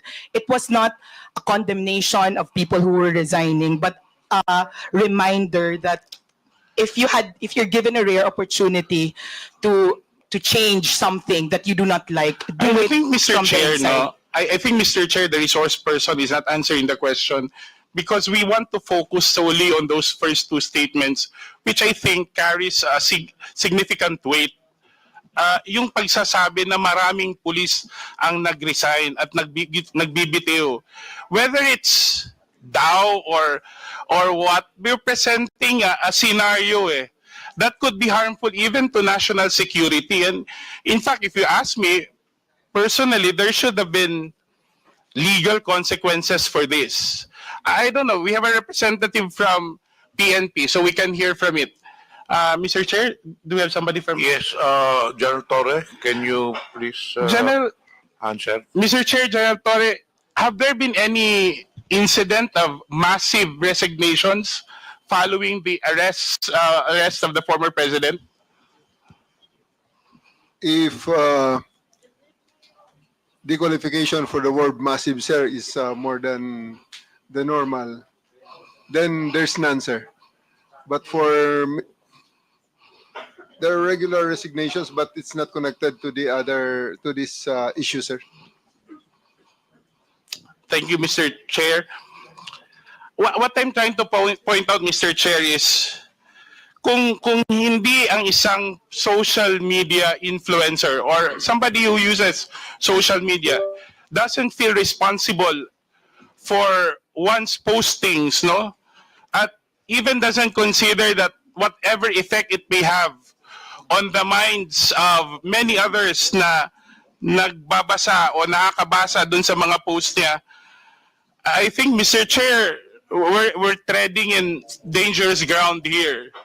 Kasi clearly, an audience of 10,000 per post is no small following.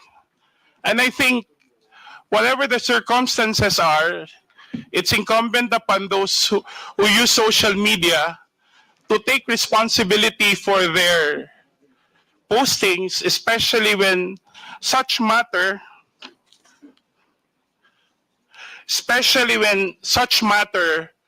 actually affect national security and affect our society as a whole. And I think in this case, this is something that we should carefully consider, especially that the resource person, Mr. Chair, in many of her posts have actually made accusations, criticism, or exposés about public officials, about public offices and agencies.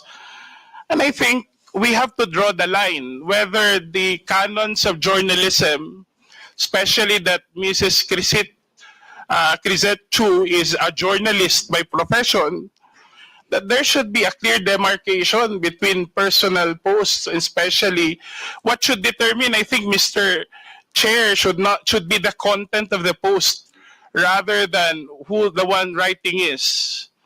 And especially in the case of Mrs. Crisette Chu, her being a journalist, make sure that a serious journalist, as she mentioned, will not publish rumors, because basically the way she explains it is that she has made this post on the basis of social media rumors.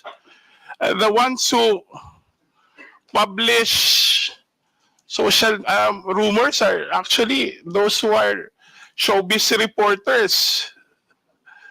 So the article on the resignation, and you can see on the following post, there has been no effort, Mr. Chair, to actually verify. May I ask the resource person again, Mr. Chair, after learning, have there been any efforts on your part to rectify or to correct the impression that you said you've articulated in your social media post? Mr. Chair, can I answer this, sir? He's belaboring the point that this is news. It was not news. The reason I said Dow was that it was not news, but for me, that if this was true, and you could read it in my post, if totoo ito, please don't do it. I did not say, you can make a difference, you can make a distinction if you were trained in journalism between establishing something and saying, if this is true, please don't do it, and announcement, many policemen have resigned. That's the difference. I wanted to predicate what I wrote with something that was Dow, because it was a reminder to our policemen that please do not leave us, please think it through, that you can do more inside. So, sir, for me, it was more an opinion piece based on the general impression of when I wrote it, sir. So now it's an opinion piece, Mr. Chair. That's All my how she's articles referring on it. Facebook are opinion pieces po, So, sir, Mr. Chair, Chair. this would be my last point. Would you agree, Mrs. Crisette, if you would, I would be so direct that what you've written on your post is simply somebody's ranting, sensationalizing a rumor heard on social media without no effort to verify, with simply the effort to create some questions or to insinuate a situation that would actually affect national security. Because that's how you explained it. You simply sensationalized a rumor you heard online without considering, without even taking the effort to verify, and without considering the possible effects on national security on a matter that is very sensitive given the political situation of the country right now. And you feel no responsibility whatsoever to the 10,000 impressions or readers that who may be influenced by the opinions that you raised. You really don't care about what people will do or say or take after reading your post. Is that correct, Mrs. Crisette? Mr. Chair, I will reply now. Okay, sir, I do not feel any responsibility because my conscience is clear. It was not phrased as news. It was something. I agree na, Mr. Chair. Sir. I agree na. I'm not saying, I agree with what you're saying. It's not news. But you simply sensationalized on social media a rumor that you've heard or read or whatsoever without any effort to verify it as a responsible social media user, and without consideration that given your following, the people who read and actually listen to you on a matter that's sensitive to national security. Mr. Wala Chair, kang may I, pakialam kung anong gagawin at iisipin ng mga tao. Basta sinulat ni Crisette Chu, naniniwala yung mga tao, bahala maniwala sila hindi. Wala kang pakialam doon. Mr. Chair, may I already reply? The fact that the PNP felt there was a need to issue a clarification meant it was not me who thought about it, that it was the general sentiment of a lot of people because there were a lot of posts going around. I never claimed to have first-hand information about this. That's why it was very important to me to say, But marami neither daw- did you, Mr. Chair, neither did you say also in the same post that I do not have a first-hand information about this. Diba?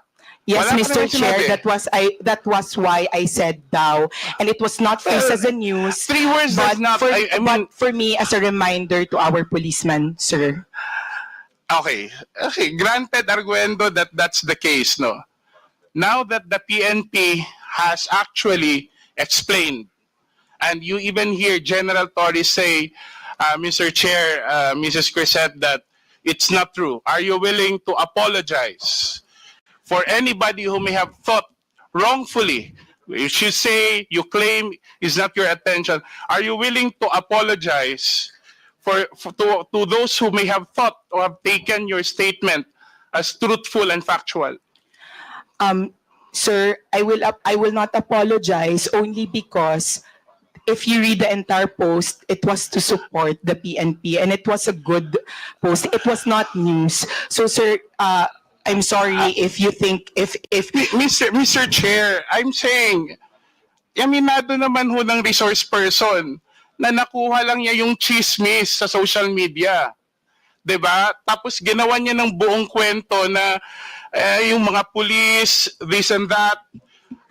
That I would leave it to you because that's your opinion, calling on the police for whatever. But I'm asking you now the police itself, the police organization, officially, and General Torre has now confirmed that, saying that there has been no mass resignation. Are you willing to rectify? Because many would have read your statement and read it without the doubts. Maybe some people actually, we have more than 30 clippings of your post, and people in their comments actually take in your statements as truthful. Now you're presented with an example that your statement has been debunked officially by the police and General Torre, who's here with us. Are you still not willing to correct yourself officially? Sir, Mr. Chairman, in my training for journalism, the DAO is You very know, important, sir. Mr. Chair, And the also, problem sir, with our resource to our person police, is sir, she claims to be a journalist whenever it's convenient and a private person whenever it's convenient. And if you go back to my manifestation earlier, Mr. Chair, that's actually the problem that we have today.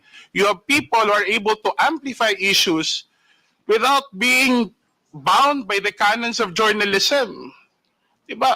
Subukan kaya ng komentaristang sabihin yan on air, on radio, kung hindi yan matanggal yung license niya sa KBP. And our social media influence, well, not everyone, but those who are able to peddle on sensationalized news or rumors on the basis of mere rumors, no? And I'm not bound by any accountability. Don't even, as the resource person has said, Mr. Chair, doesn't even feel responsible for the consequences of her statements. And I think we're treading on dangerous grounds here. Because as I said earlier, something that you repeat over and over again, for someone who has a following of 10,000 per impressions per post, 100,000, following 500,000 in her previous account and 200,000 in this current account, that's something that should be considered. Where do we draw the line between one statement and the accountability that he or she must bear for her readers? If this was a matter, Mr. Chair, and I'd like to wind up now, that affects my person, I wouldn't really mind, because I think being criticized openly comes with the job that we have. It comes with being elected to public office. But when it is a matter of national security, when it is a time when the country should be protected rather than weakened by all this misinformation and disinformation, I think we need to draw the line. I think that's all for my question, Mr. Chair. Thank you very much. Mr. Chair, this, respectfully po, this is what I would like to say is why a lot of people are afraid to speak out and are afraid of this Mr. hearing. Chair, Kasi yun po yung sinasabing prior restraint na parang natatakot kami to speak out. Because sir, people are watching us. The Filipinos are watching us. And I Mr. know Chair. they're not stupid, sir. They know what Mr. Chair, they mean by wait. thou. What we say by Ms. Cosette, thou. why? Do you feel threatened now? Yes, sir. Are we? Yes, sir, because, sir, may I, yes, sir, I I think feel there are threatened many now, people sir. here. I don't think we are harassing you. Sir, not you, sir. Mr. Asidra, sir. Because, sir, may I just share that we have a history because we are both from Leyte. Anyway, Yes, sir, and I have been Mr. a Chair, I vocal already, critic, sir. Mr. Chair, if Ms. I may. Cosette, I think Representative Asidre has already finished his Thank you, sir. interpolation. Sorry, so sir. maybe Mr. Chair, I already said in my opening statement that whatever she posted many things about me, but I would not discuss that. But I think criticisms like that, however unfair it is, comes with the territory of public service. But for someone to comment on national security, for an issue that affects our country, I think that's when you draw the line. I don't think this is about silencing anyone. I don't think this is harassment, because why would you feel harassed when you believe that you've been saying the truth? Because no amount of harassment can ever drown the truth. But if you've been using such power and influence to sensationalize, to influence, to manipulate adversely, to without taking even responsibility for what you said or wrote, I think that's not silencing someone. That's just putting it right where personal responsibility should be upheld. And that's it, Mr. Chair. before we continue, may the chair would like to acknowledge the presence of our senior deputy speaker, Aurelio Dong Gonzalez Jr.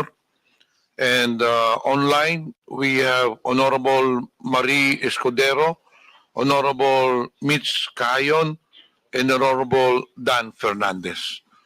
The chair now recognizes Representative Benny Abante for his interpellation. Thank you, Mr. Chair. I'd like to follow up the questions of Congressman Asidre to Ms. Crisette Laureta Chu. Ms. Crisette, will you be able to answer my question? Congressman, Mr. Chair, yes, sir. Okay. I don't know if Ms. Crisette actually wrote something about me. No, I don't remember doing that. I don't remember her saying things against me. Have you ever made a statement against me, Ms. Crisette, at one time? I'm not sure, sir, but I'm sure I've been hurt by some of the things that the Quadcom during the time of Mr. Chair, so you have been hurt. Yes, Why are sir. you hurt? Because, sir, Are you the ones being investigated? Why are you hurt? no, sir, because I'm a supporter, and I just want to be honest, sir. Mr. Chair, what I'm saying is this: you are not being investigated. I'd like to ask a question. Why are you hurt? Sir, Mr. Chair, I will just answer honestly. For example, if you are a supporter of a certain politician, as I'm sure your supporters in your district in Manila know, if somebody you love or support is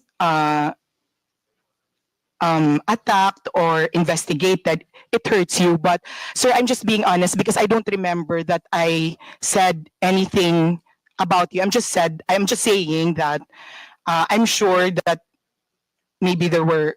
I'm not sure, sir. I'm sorry. I don't think I've said anything bad Mr. about Chair, you. I will not belabor anymore on what she said about me, no? But I just would like to reiterate what Congressman Jude has been saying all along. You said, you're a journalist, right? Yes, sir. Okay, I'm not a journalist. Yes, sir. And you said a while ago that you write what you feel. Am I right? On my Facebook, sir, not on my job. Yeah, you said you write what you feel. Am I right? Yes, sir. Okay. Now, I do not need to be a journalist to write what I feel. Am I right? Yes, sir. All right. So why do you always say you're a journalist? Because they asked me, sir, what I do. You were not asked about being a journalist. You said it, that you are a journalist. Now, Sir, being a journalist, Mr. Chair, binanggit mo yung daw. Is that what you feel? Or are you trying to say now that that is what the masses feel?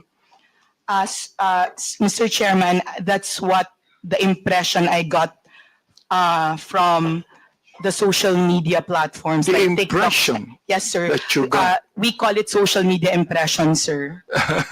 Well, I'm quite ignorant with the social media impression, Mr. Chair. But what I'm saying is this. You said that you write what you feel. Now, when you said daw, na maraming nag-resign na mga pulis, daw, all right? You were not writing what you feel. You were actually writing what you think the masses feel. Am I right? Sir, in the first part of the sentence, yes, sir. And then the second part of the post where I had my own opinion, it was what I felt, sir.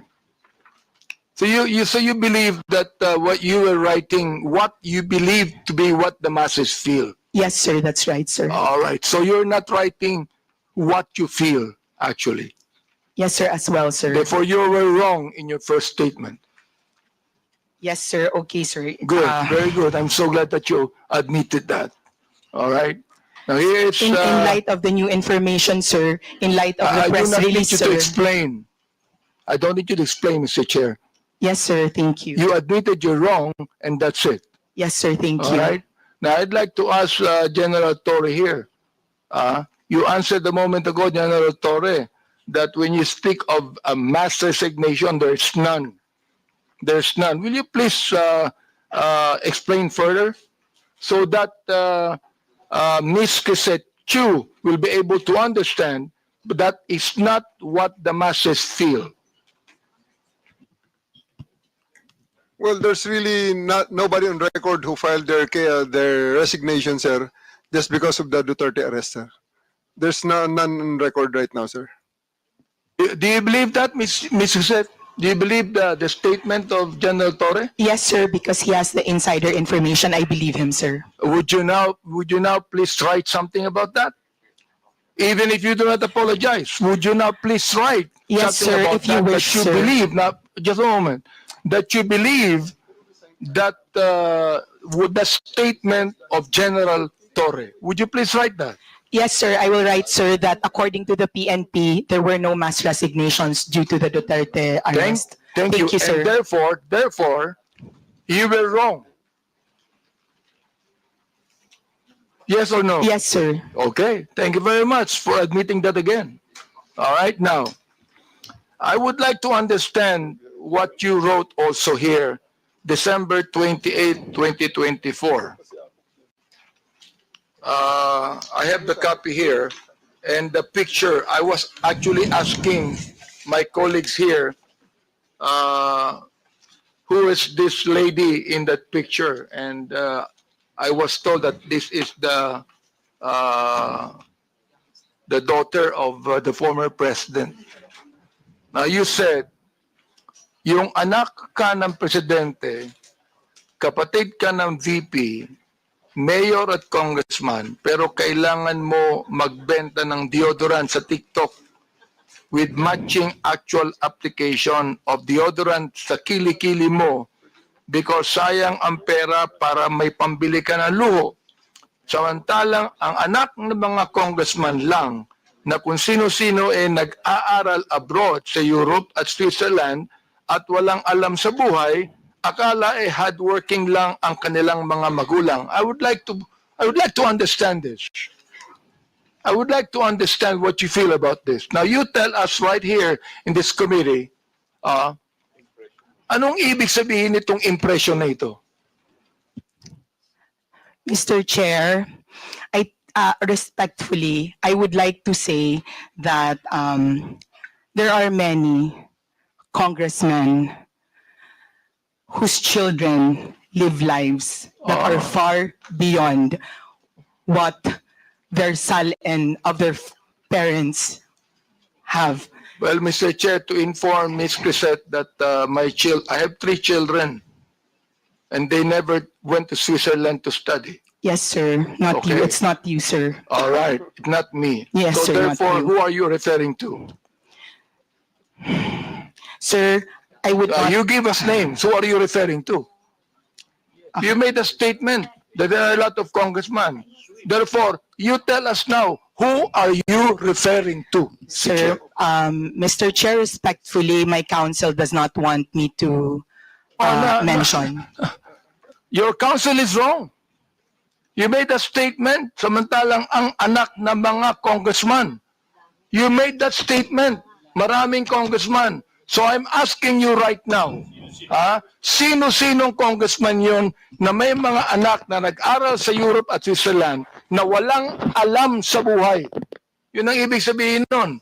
Yun ang impression mo, di ba? All right, you tell us now. Because that is not only an impression, Mr. Chair. She is telling us something that she believed to be true. Your Honor, as counsel for resource person Mr. Chair, issue, does the council have the right to speak in this committee? The council should wait for the chair to recognize you. Representative Bante first. Right, I'd like to find out. Because look, nung sinabi mo, ang mga anak ng congressman lang na kung sino-sino nag-aaral abroad sa Europe at Switzerland at walang alam sa buhay. That is not only writing what you feel. It is writing what you know. That's your conclusion. Therefore, I would like to find out, sino ang tinutukoy mong congressman dito? Ipangalan mo na. Oh, palagay ko walang congressman. Matatakot dito. Meron bang mali, Mr. Chair? Is there anything wrong with any congressman who can afford to let his children study in Europe and Switzerland? Is there anything wrong with that, Mr. Chair? Let me ask you, yes or no? Is there anything wrong with that? Ms. Crisette, kindly answer the question. Mr. Chair, Mr. Chair, may I be allowed Would you allow the council? I will allow counsel to speak first after she answers. After she answers. Okay, Your Ms. Crisette, Honor, please answer the question. Your Honor, to facilitate the expectation of the Honorable Congressman, may I be allowed to give 1 minute just to confer with my client, Your Honor? Attorney Bello, tapusin muna natin yung question to Crisette. Pag na answer niya na satisfactorily, then we can proceed with your manifestation. Ms. Crisette, please answer the question. Yes, sir. Your Honor, Mr. Chair. my request is Mr. that Sec Your Bello, Honor. wait until you are recognized. Crisette Chu is being recognized as of now. We have rules to follow in this. Ms. Crisette, kindly answer the question. Sir, Your Honor, just reconsideration, Your Honor. My request, Your Honor, is that before my client will answer, may I be allowed 1 minute to confer Mr. with Chair. Your Honor, to Mr. Chair. clarify with the Are you permission of the referring to Honorable a Congressman. legal advice? would you like to confer with your client? Yes, Your Honor. Okay, you Just- confer with your client first. Yes, Your Honor. We have a 1-minute suspension. Thank you, Your Honor. Thank you. Thank you, sir.